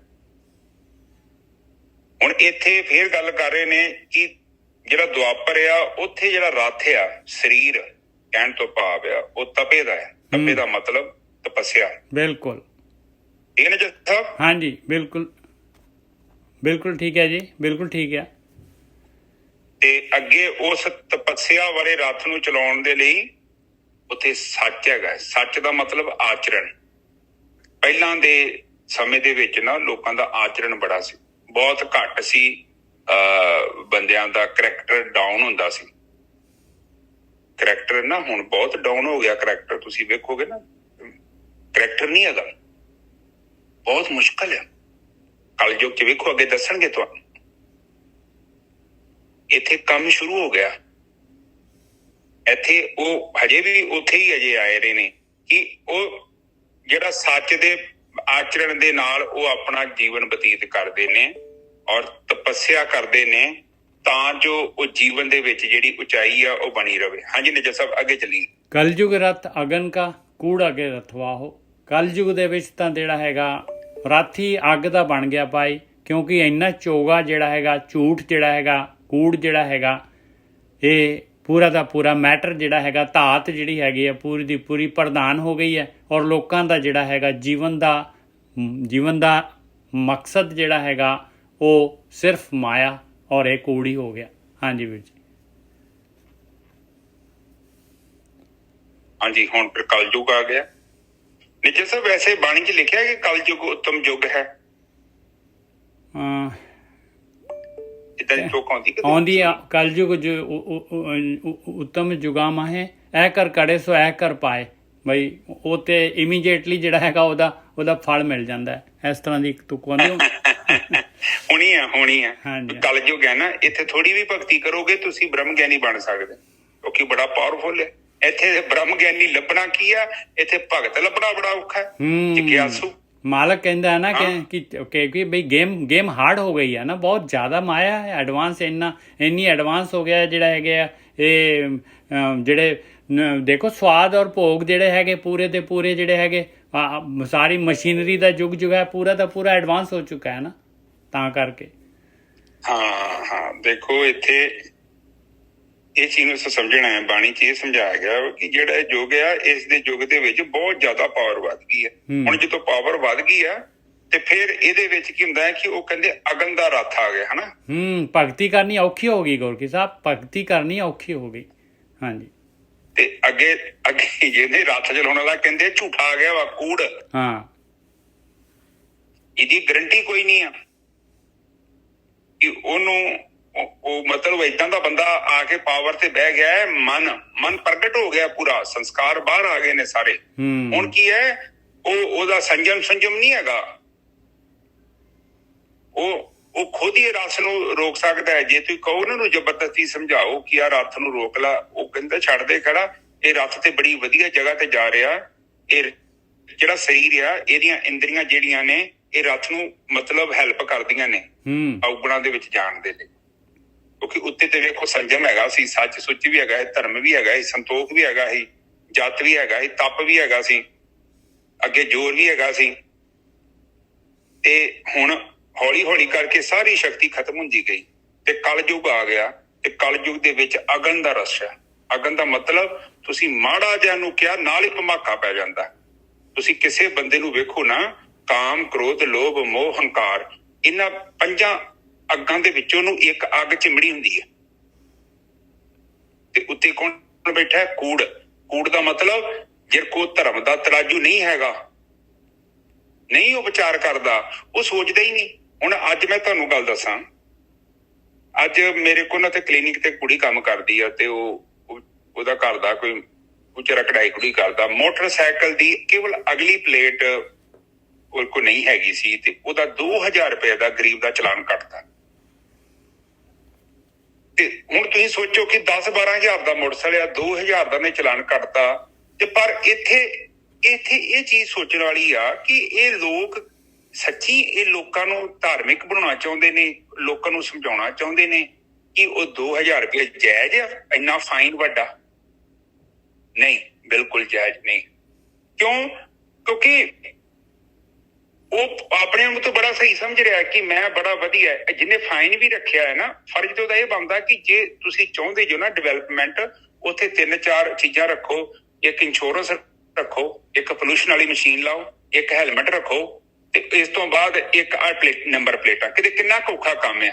ਉਹਨੂੰ ਕਹੋ ਕਿ ਭਰਾ ਆ ਸਾਹਮਣੇ ਇੰਸ਼ੋਰੈਂਸ ਹੈ, ਕਰਾ ਲਾ ਤੇ ਜਾ। ਨਿੱਜਰ ਸਾਹਿਬ ਬਿਲਕੁਲ ਸਹੀ ਹੈ ਜੀ। ਪਰ ਨਹੀਂ, ਇਹ ਕੀ ਚਾਹੁੰਦੇ ਆ, ਇਹ ਹੁਣ ਮਤਲਬ ਇਹ ਧਰਮ ਨਹੀਂ ਹੈਗਾ, ਧੱਕਾ ਵਾ। ਕਿਉਂ ਧੱਕਾ ਵਾ? ਕਿਉਂਕਿ ਇੰਨਾ ਪੈਸਾ ਹੈ ਹੀ ਨਹੀਂ ਲੋਕਾਂ ਕੋਲ। ਇਹ ਵੀ ਕੋਈ ਚੰਗੀ ਚੀਜ਼ ਥੋੜੀ ਆ। ਮੈਂ ਆਪਣੀ ਨਹੀਂ ਗੱਲ ਕਰਦਾ। ਧਰਮ ਦਾ ਮਤਲਬ ਤੇ ਇਹ ਹੋਇਆ ਕਿ ਆਪਾਂ ਸਮਾਜ ਨੂੰ ਸਮਝਾਉਣਾ ਹੈ। ਸਜ਼ਾ ਦੇ ਕੇ ਜੇਲਾਂ ਜਿਹੜੀਆਂ ਨਾ, ਵੇਖੋ ਜੇਲਾਂ ਦੇ ਵਿੱਚ ਲੋਕਾਂ ਨੂੰ ਪਤਾ ਹੈ ਕਿ ਸਾਨੂੰ ਉਮਰ ਕੈਦ ਹੋ ਜਾਊਗੀ, ਸਾਨੂੰ ਫਲਾਨੀ ਸਜ਼ਾ ਮਿਲ ਜੂਗੀ, ਪਰ ਫਿਰ ਵੀ ਦੇਖੋ ਸੁਧਾਰ ਘਰ ਬਣੇ ਆ। ਸਜ਼ਾ ਜਿਹੜੀ ਹੈ ਨਾ, ਸਜ਼ਾ ਦਿੱਤਿਆ ਬੰਦਾ ਨਹੀਂ ਜੋ ਸਮਝਦਾ। ਇਹਨੂੰ ਤੁਸੀਂ ਮਤਲਬ ਸਮਝ ਲਓ ਕਿ ਇੱਕ ਮਤਲਬ ਬਹੁਤ ਮੁਸ਼ਕਿਲ ਹੈ ਕਿਸੇ ਨੂੰ ਸਜ਼ਾ ਦੇ ਕੇ ਤੁਸੀਂ ਇੰਪਰੂਵਮੈਂਟ ਜ਼ਿਆਦਾ ਸੁਧਾਰ ਨਹੀਂ ਕਰ ਸਕਦੇ। ਹਾਂ, ਬੰਦਾ ਡਰ ਗਿਆ ਹੈ, ਪਰ ਅੱਗੇ ਨਾ ਪਿੱਛੇ ਉਹ ਕ੍ਰਾਈਮ ਜ਼ਰੂਰ ਕਰਦਾ ਹੈ। ਬੰਦੇ ਦੇ ਵਿੱਚ ਅਵੇਅਰਨੈਸ ਕਰਾਉਣੀ ਜ਼ਿਆਦਾ ਜ਼ਰੂਰੀ ਹੈ। ਅਵੇਅਰਨੈਸ ਆਉਂਦੀ ਹੈ ਨਾ। ਹਾਂ ਠੀਕ ਹੈ, ਕੁਝ ਲੋਕ ਏਦਾਂ ਦੇ ਹੈਗੇ ਨੇ ਜਿਹੜੇ ਜਾਣਬੁੱਝ ਕੇ ਕੰਮ ਕਰਦੇ ਨੇ ਤੇ ਬਾਰ-ਬਾਰ ਸਮਝਾਉਣ ਤੇ ਵੀ ਨਹੀਂ ਸਮਝਦੇ। ਹਾਂ, ਉਹਨਾਂ ਨੂੰ ਤੁਸੀਂ ਸਜ਼ਾ ਦਿਓ। ਜਿਹੜੇ ਵਿਚਾਰੇ ਨੂੰ ਪਤਾ ਹੀ ਨਹੀਂ ਹੈ ਕਿ ਤੁਸੀਂ ਸਿੱਧਾ ਹੀ ਉਹਨੂੰ ਹਾਈ ਲੈਵਲ ਦੀ ਪਨਿਸ਼ਮੈਂਟ ਦਿੰਦੇ ਜੋ, ਉਹਨੂੰ ਵਾਰਨਿੰਗ ਨਹੀਂ ਕਰਦੇ, ਤੇ ਮੈਂ ਸੋਚਦਾ ਵਾਂ ਉਹ ਸਹੀ ਨਹੀਂ ਹੈ। ਉਹਦੇ ਮੂੰਹ ਚੋਂ ਰੋਟੀ ਖਾਣ ਵਾਲੀ ਗੱਲ ਹੈ ਗੁਰਕੀ ਸਾਹਿਬ। ਹਾਂ, ਮੈਨੂੰ ਚੁਭੀ ਹੈ ਗੱਲ। ਮੈਂ ਤੁਹਾਡੇ ਨਾਲ ਤਾਂ ਕੀਤੀ ਹੈ। ਹੋ ਸਕਦਾ ਤੁਹਾਡੀ ਕਥਾ ਦੇ ਵਿੱਚ ਕੋਈ ਮੁਲਾਜ਼ਮ ਹੋਵੇ, ਉਹ ਚੀਜ਼ ਨੂੰ ਸੁਣਦਾ ਹੋਵੇ ਤੇ ਉਹ ਥੋੜਾ ਬਹੁਤਾ, ਜ਼ਿਆਦਾ ਤਾਂ ਨਹੀਂ, ਕਮ ਸੇ ਕਮ ਆਪਣੇ ਲੈਵਲ ਤੇ ਉਹਨੂੰ ਇੰਪਲੀਮੈਂਟ ਕਰਦੇ। ਹਾਂਜੀ ਨਿਜਰ ਸਾਹਿਬ। ਮੈਂ ਕਿਹਾ ਬਈ ਇਹ ਜਿਹੜਾ ਹੈ ਨਾ, ਐਕਚੁਅਲੀ ਇਹਦੇ ਨਾਲ ਕੀ ਹੈ ਕਿ ਅਗਲੇ ਦਾ ਤਾਂ ਰੋਟੀ ਖਾਣ ਵਾਲੀ ਗੱਲ ਆ, ਮੂੰਹ ਦੇ ਵਿੱਚੋਂ ਰੋਟੀ ਖਾਣ ਵਾਲੀ ਗੱਲ ਆ, ਗਰੀਬ ਦੇ ਮੂੰਹ ਚੋਂ। ਹੁਣ ਨਿਜਰ ਸਾਹਿਬ, ਉਹਦੀ ਕੁੜੀ ਦੀ 10,000 ਰੁਪਏ ਤਨਖਾਹ ਵਾ, ਤੇ ਮੰਨ ਲਓ ਉਹ ਬਹੁਤ ਵਿਚਾਰੇ ਗਰੀਬ ਨੇ, ਉਹਨਾਂ ਦੇ ਘਰ ਇਨਵੇਟਰ ਤੱਕ ਨਹੀਂ ਲੱਗਾ, ਉਹਦਾ ਘਰ ਦਾ ਵੀ ਕੰਮ ਕਰਦਾ, ਤੇ ਹੁਣ ਉਹਨਾਂ ਦੇ 10,000 7-8,000 ਮੁੰਡੇ ਦੀ 16-17,000, ਉਹਦੇ ਵਿੱਚ 2,000 ਰੁਪਇਆ ਕੱਢੂਗਾ ਉਹ, ਤੇ ਉਹਨਾਂ ਦਾ ਘਰ ਦਾ ਸਿਸਟਮ ਨਿਜਰ ਸਾਹਿਬ ਹਿੱਲ ਜਾਣਾ। ਬਿਲਕੁਲ, ਇਹ ਕਾਹਦਾ ਇਨਸਾਫ ਹੈ? ਔਰ ਮਾਮੂਲੀ ਜੀ ਗੱਲ ਆ, ਇੱਕ ਅੱਗੇ ਨੰਬਰ ਪਲੇਟ ਨਹੀਂ ਲੱਗੀ, ਜਦ ਕਿ ਇਹ ਵੀ ਕਹਿ ਸਕਦਾ ਕਿ ਵੀਰੇ ਤੂੰ ਏਦਾਂ ਕਰ ਕਿ ਹੁਣੇ ਨੰਬਰ ਪਲੇਟ ਲਾ ਲਾ, ਨਹੀਂ ਤੇ ਤੇਰਾ ਚਲਾਨ ਕੱਟਿਆ ਜਾਣੇਗਾ। ਇੰਨੀ ਗੱਲ ਕਹੀ ਜਾ ਸਕਦੀ ਸੀ, ਉਹਨੇ ਉਹਦੀ ਰਿਕੁਐਸਟ ਸੁਣੀ ਨਹੀਂ। ਮਤਲਬ ਕਿ ਤੁਸੀਂ ਸਜ਼ਾ ਉਸ ਹਿਸਾਬ ਨਾਲ ਦਿਓ ਕਿ ਬੰਦਾ ਬਰਦਾਸ਼ਤ ਵੀ ਕਰ ਲੇ, ਪਰ ਤੁਸੀਂ ਇਹ ਤਾਂ ਨਾ ਕਰੋਗੇ ਕਿ ਇਹ ਕੋਈ ਧਰਮ ਨਹੀਂ ਹੈ, ਇਹ ਬਿਲਕੁਲ ਧਰਮ ਨਹੀਂ ਹੈ। ਹਾਂਜੀ ਠੀਕ ਹੈ ਨਿਜਰ ਸਾਹਿਬ, ਅੱਗੇ ਚੱਲੀਏ, ਕਿਉਂਕਿ ਕਲਯੁਗ ਹੈ। ਇਸ ਕਲਯੁਗ ਦੇ ਵਿੱਚ ਨਾ ਬੰਦੇ ਦਾ ਜਿਹੜਾ ਦਿਮਾਗ ਹੈ ਉਹ ਨਹੀਂ ਕੰਮ ਕਰਦਾ। ਉਹ ਆਪਣੇ ਲੈਵਲ ਨਾਲ ਸੋਚਦਾ ਹੈ, ਪਰ ਉਹ ਨਹੀਂ ਸੋਚਦਾ ਕਿ ਕਈ ਵਾਰੀ ਮਜਬੂਰੀ ਹੁੰਦੀ ਆ, ਅਵੇਅਰਨੈਸ ਦੀ ਕਮੀ ਹੈ। ਕਈ ਵਾਰੀ ਪਤਾ ਹੀ ਨਹੀਂ ਹੁੰਦਾ ਬੰਦੇ ਨੂੰ ਕੀ ਹੈ ਛੋਟਾ ਮੋਟਾ ਉਹ ਫਾਲਟ ਹੈਗਾ, ਤੇ ਉੱਥੇ ਥੋੜੀ ਜਿਹੀ ਸਾਨੂੰ ਵਿਚਾਰ ਕਰਨ ਦੀ ਲੋੜ ਆ। ਸਾਨੂੰ ਹਰ ਇੱਕ ਨੂੰ ਇੱਕੋ ਤਰਾਜੂ ਤੇ ਜੋਖਣ ਦੀ ਲੋੜ ਨਹੀਂ। ਇੱਕ ਤਾਂ ਹੁੰਦਾ ਨਾ ਬੰਦਾ ਸ਼ਰਾਰਤ ਦੀ ਤੌਰ ਤੇ ਇਹ ਕੰਮ ਕਰੇ, ਇੱਕ ਨੈਚੁਰਲੀ ਨੂੰ ਪਤਾ ਨਹੀਂ ਸੀ ਏਦਾਂ ਕੰਮ ਹੋ ਗਿਆ। ਠੀਕ ਹੈ ਜੀ, ਅੱਗੇ ਚਲੋ ਨਿਜਰ ਸਾਹਿਬ। ਹਾਂਜੀ, ਇਹਨਾਂ ਦੋ ਜਿਹੜੇ ਪੰਜੇ ਦੇ ਨਿਸ਼ਾਨ ਆ ਰਹੇ, ਇੱਕ ਹਰਜਿੰਦਰ ਤੇ ਇੱਕ ਖੁਸ਼ਮਨ, ਦੋਨਾਂ ਦਾ ਦੇਖ ਲਓ, ਕਿਸੇ ਨੇ ਕੁਝ ਬੋਲਣਾ ਹੈ ਤੇ ਨਹੀਂ ਤਾਂ ਹਟਾ ਦਿਓ। ਇਹ ਅੱਗੇ ਪਹਿਲੀ ਪਾਤਸ਼ਾਹ ਦਾ ਫਿਰ ਸ਼ਲੋਕ ਆਇਆ, ਸ਼ਾਮ ਕਹੈ ਸੇਤੰਬਰ ਸੁਆਮੀ, ਸੱਚ ਮੈਂ ਆਛੈ ਸਾਚ ਰਹੇ। ਇਹ ਚਾਰ ਜਿਹੜੇ ਹੈਗੇ ਇਹ ਵੇਦਾਂ ਦੀ ਗੱਲ ਕਰ ਰਹੇ। ਹੁਣ ਇੱਕ ਇੱਕ ਵੇਦ ਲੈ ਰਹੇ, ਪਹਿਲਾਂ ਸਾਮ ਵੇਦ ਲੈ ਰਹੇ। ਸਭ ਤੋਂ ਪਹਿਲਾਂ ਕਹਿੰਦੇ ਸਾਮ ਵੇਦ ਜਿਹੜਾ ਹੈਗਾ ਕਹਿੰਦਾ ਹੈ ਕਿ ਪਰਮਾਤਮਾ ਸਿਤੰਬਰ, ਕਹਿੰਦੇ ਆ ਬਈ ਪਰਮਾਤਮਾ ਦੇ ਵਿੱਚ ਕੋਈ ਮੈਲ ਨਹੀਂ ਆ, ਉਹ ਸੇਤ ਵਰਣ ਦਾ ਹੈਗਾ, ਚਿੱਟਾ ਹੈਗਾ, ਮੈਲ ਰਹਿਤ ਆ, ਕੋਈ ਕਾਲਕ ਨਹੀਂ ਆ। ਸੱਚ ਮੈਂ ਆਛੈ ਸਾਚ ਰਹਿ, ਕਹਿੰਦੇ ਜਿਸ ਨੂੰ ਮਾਲਕ ਪਰਮਾਤਮਾ ਜਿਹੜਾ ਹੈਗਾ ਉਹ ਸੱਚ ਹੈਗਾ ਤੇ ਉਹਦੇ ਵਰਗਾ ਜਿਹੜਾ ਹੈਗਾ ਬਣਨਾ ਪਊਗਾ। ਤੇ ਉਹ ਮਾਲਕ ਪਰਮਾਤਮਾ ਸੱਚ ਹੈਗਾ ਔਰ ਹਮੇਸ਼ਾ ਹੀ ਸੱਚ ਦੇ ਵਿੱਚ ਰਹਿੰਦਾ ਹੈ, ਔਰ ਜਿਹਨੇ ਮਾਲਕ ਨੂੰ ਮਿਲਣਾ ਹੈਗਾ ਉਹਨੂੰ ਵੀ ਭਾਈ ਸੱਚ ਨੂੰ ਧਾਰਨ ਕਰਨਾ ਪਊਗਾ, ਸੱਚ ਦੇ ਰਸਤੇ ਤੇ ਚੱਲਣਾ ਪਊਗਾ। ਸਭ ਕੋ ਸੱਚ ਸਮਾਵੈ, ਤੇ ਸਾਰੇ ਜਿਹੜੇ ਹੈਗੇ ਸੱਚ ਦੇ ਦੁਆਰਾ ਜਿਹੜਾ ਹੈਗੇ ਉਹ ਸੱਚ ਦੇ ਵਿੱਚ ਸਮਾ ਸਕਦੇ ਆ। ਔਰ ਮਾਲਕ ਪਰਮਾਤਮਾ ਜਿਹੜਾ ਹੈਗਾ ਉਹ ਸੱਚਾ ਹੈਗਾ, ਔਰ ਉਹਨੇ ਸਾਰਾ ਜਿਹੜਾ ਹੈਗਾ ਜੋ ਵੀ ਇਹ ਸ੍ਰਿਸ਼ਟੀ ਹੈਗੀ ਉਹਦੇ ਵਿੱਚ ਹੀ ਸਮਾਈ ਹੋਈ ਹੈ, ਉਹਦੇ ਵਿੱਚ ਹੀ ਹੈਗੀ ਆ, ਉਹਦੇ ਵਿੱਚੋਂ ਹੀ ਪ੍ਰਗਟ ਹੋਈ ਹੈ। ਰਿਗ ਕਹਿ ਰਿਹਾ ਭਰਪੂਰ, ਰਾਮ ਨਾਮ ਦੇਵਾ ਮੈਂ ਸੂਰ। ਰਿਗਵੇਦ ਜਿਹੜਾ ਹੈਗਾ ਆ ਗਿਆ। ਰਿਗਵੇਦ ਕਹਿੰਦੇ ਆ ਕਿ ਉਹ ਮਾਲਕ ਪਰਮਾਤਮਾ ਜਿਹੜਾ ਹੈਗਾ ਭਰਪੂਰ, ਇਹ ਸੰਸਾਰ ਦੇ ਵਿੱਚ ਜਿਹੜਾ ਹੈਗਾ ਆਪਣੀ ਰਚਨਾ ਦੇ ਵਿੱਚ ਮਾਲਕ ਪਰਮਾਤਮਾ ਹਰ ਜਗ੍ਹਾ ਭਰਪੂਰ ਹੈਗਾ, ਔਰ ਉਸ ਨੂੰ ਜਿਹੜਾ ਹੈਗਾ ਮਿਲਣ ਦੇ ਵਾਸਤੇ ਪਰਮੇਸ਼ਰ ਦਾ ਨਾਮ, ਰਾਮ ਦਾ ਨਾਮ ਕਹਿੰਦੇ ਆ। ਰਿਗ ਕਹਿੰਦੇ ਰਾਮ ਦਾ ਨਾਮ, ਰਾਮ ਨਾਮ ਦੇਵਾ ਮੈਂ ਸੂਰ, ਕਹਿੰਦੇ ਇਹ ਸਭ ਤੋਂ ਉੱਤਮ ਹੈਗਾ ਭਾਈ। ਦੇਵਤਿਆਂ ਦੇ ਵਿੱਚੋਂ ਸੂਰਜ ਹੈਗਾ ਰਾਮ ਦਾ ਨਾਮ। ਨਾਇ ਲੈ ਪਰਾਛਤ ਜਾਹੇ। ਕਹਿੰਦੇ ਨਾਮ ਲੈਣ ਦੇ ਨਾਲ ਪਾਪ ਜਿਹੜੇ ਹੈਗੇ ਇਹ ਖਤਮ ਹੋ ਜਾਂਦੇ ਆ। ਨਾਨਕ ਤਉ ਮੁਖ ਅੰਤਰ ਪਾਹੇ। ਇਸ ਤਰ੍ਹਾਂ ਜਿਹੜਾ ਹੈਗਾ ਇਨਸਾਨ ਮੁਕਤੀ ਪਾ ਲੈਂਦਾ ਹੈ। ਜੁਜ ਮੈਂ ਜੋਰ ਛਲੀ ਚੰਦਰਾਵਲ ਕਾਨ ਕਿਸਨ। ਇਹ ਜਿਹੜਾ ਇਹ ਵੇਦ ਦੱਸਿਆ ਹੈ, ਇਹ ਰਾਮ ਦਾ ਨਾਮ ਜਿਹੜਾ ਹੈਗਾ ਉਹ ਦਸ਼ਰਥ ਦਾ ਬੇਟਾ ਜਿਹੜਾ ਰਾਮ ਹੈਗਾ ਉਹਦੀ ਗੱਲ ਕਰ ਰਹੇ ਆ ਭਾਈ। ਰਿਗਵੇਦ ਦੇ ਵਿੱਚ ਰਿਗ ਕਹਿ ਰਿਹਾ ਭਰਪੂਰ, ਰਾਮ ਨਾਮ ਦੇਵਾ ਮੈਂ ਸੂਰ। ਨਾਇ ਲੈ ਪਰਾਛਤ ਜਾਹੇ, ਨਾਨਕ ਤਉ ਮੁਖ ਅੰਤਰ ਪਾਹੇ। ਔਰ ਇਸ ਤੋਂ ਬਾਅਦ ਜੁਜ ਮੈਂ ਜੋਰ ਛਲੀ ਚੰਦਰਾਵਲ ਕਾਨ ਕ੍ਰਿਸ਼ਨ ਜਾਦਮ ਭਇਆ। ਪਰਮੇਸ਼ਰ ਨੂੰ ਜਿਹੜਾ ਹੈਗਾ ਪਹਿਲਾਂ ਜਿਹੜੇ ਹੈਗੇ ਰਿਗ ਦੇ ਵਿੱਚ ਰਾਮ ਕਹਿੰਦੇ ਸੀ, ਹੁਣ ਜਿਹੜੇ ਹੈਗੇ ਉਹਨੂੰ ਕ੍ਰਿਸ਼ਨ ਦੇ ਨਾਮ ਤੇ ਕ੍ਰਿਸ਼ਨ ਦੀ ਭਗਤੀ ਕਰਦੇ, ਕ੍ਰਿਸ਼ਨ ਕਹਿੰਦੇ ਆ ਪਰਮੇਸ਼ਰ ਨੂੰ। ਜੁਜ ਮੈਂ ਜੋਰ ਛਲੀ ਚੰਦਰਾਵਲ। ਕ੍ਰਿਸ਼ਨ ਜਿਹੜੇ ਸੀਗੇ ਉਹਨਾਂ ਨੇ ਜ਼ੋਰ ਦੇ ਨਾਲ ਜਿਹੜੀ ਹੈਗੀ ਆ ਉਹ ਜਿਹੜੀ ਹੈਗੀ ਚੰਦਰਾਵਲ ਨਾਮ ਦੀ ਜਿਹੜੀ ਹੈਗੀ ਇਸਤਰੀ ਉਹਨੂੰ ਜ਼ੋਰ ਦੇ ਨਾਲ ਛਲ ਕੇ ਲੈ ਆਏ ਸੀਗੇ। ਜੁਜ ਮੈਂ ਜੋਰ ਛਲੀ ਚੰਦਰਾਵਲ ਕਾਨ ਕ੍ਰਿਸ਼ਨ ਕਿਨੇ, ਜਿਹੜੇ ਕਾਨਾ ਕ੍ਰਿਸ਼ਨ ਜਾਦਵ ਵੰਸ਼ ਦਾ ਸੀ ਉਹਨਾਂ ਦੀ ਗੱਲ ਕਰ ਰਹੇ। ਕਾਨ ਕ੍ਰਿਸ਼ਨ ਜਾਦਮ ਪਿਆ, ਪਾਰ ਜਾਤ ਗੋਪੀ ਲੈ ਆਇਆ, ਬਿੰਦਰਾਵਨ ਮੈਂ ਰੰਗ ਕੀਆ।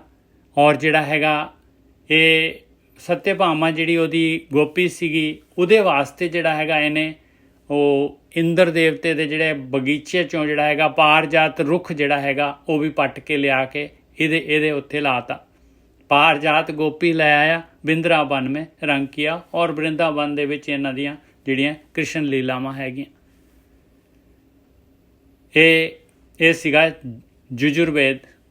ਹੁਣ ਕਹਿੰਦੇ ਆ ਕਲ ਮੈਂ ਵੇਦ ਅਥਰਵਣ ਹੁਆ, ਨਾਉ ਖੁਦਾਈ ਅਲੋਪਿਆ।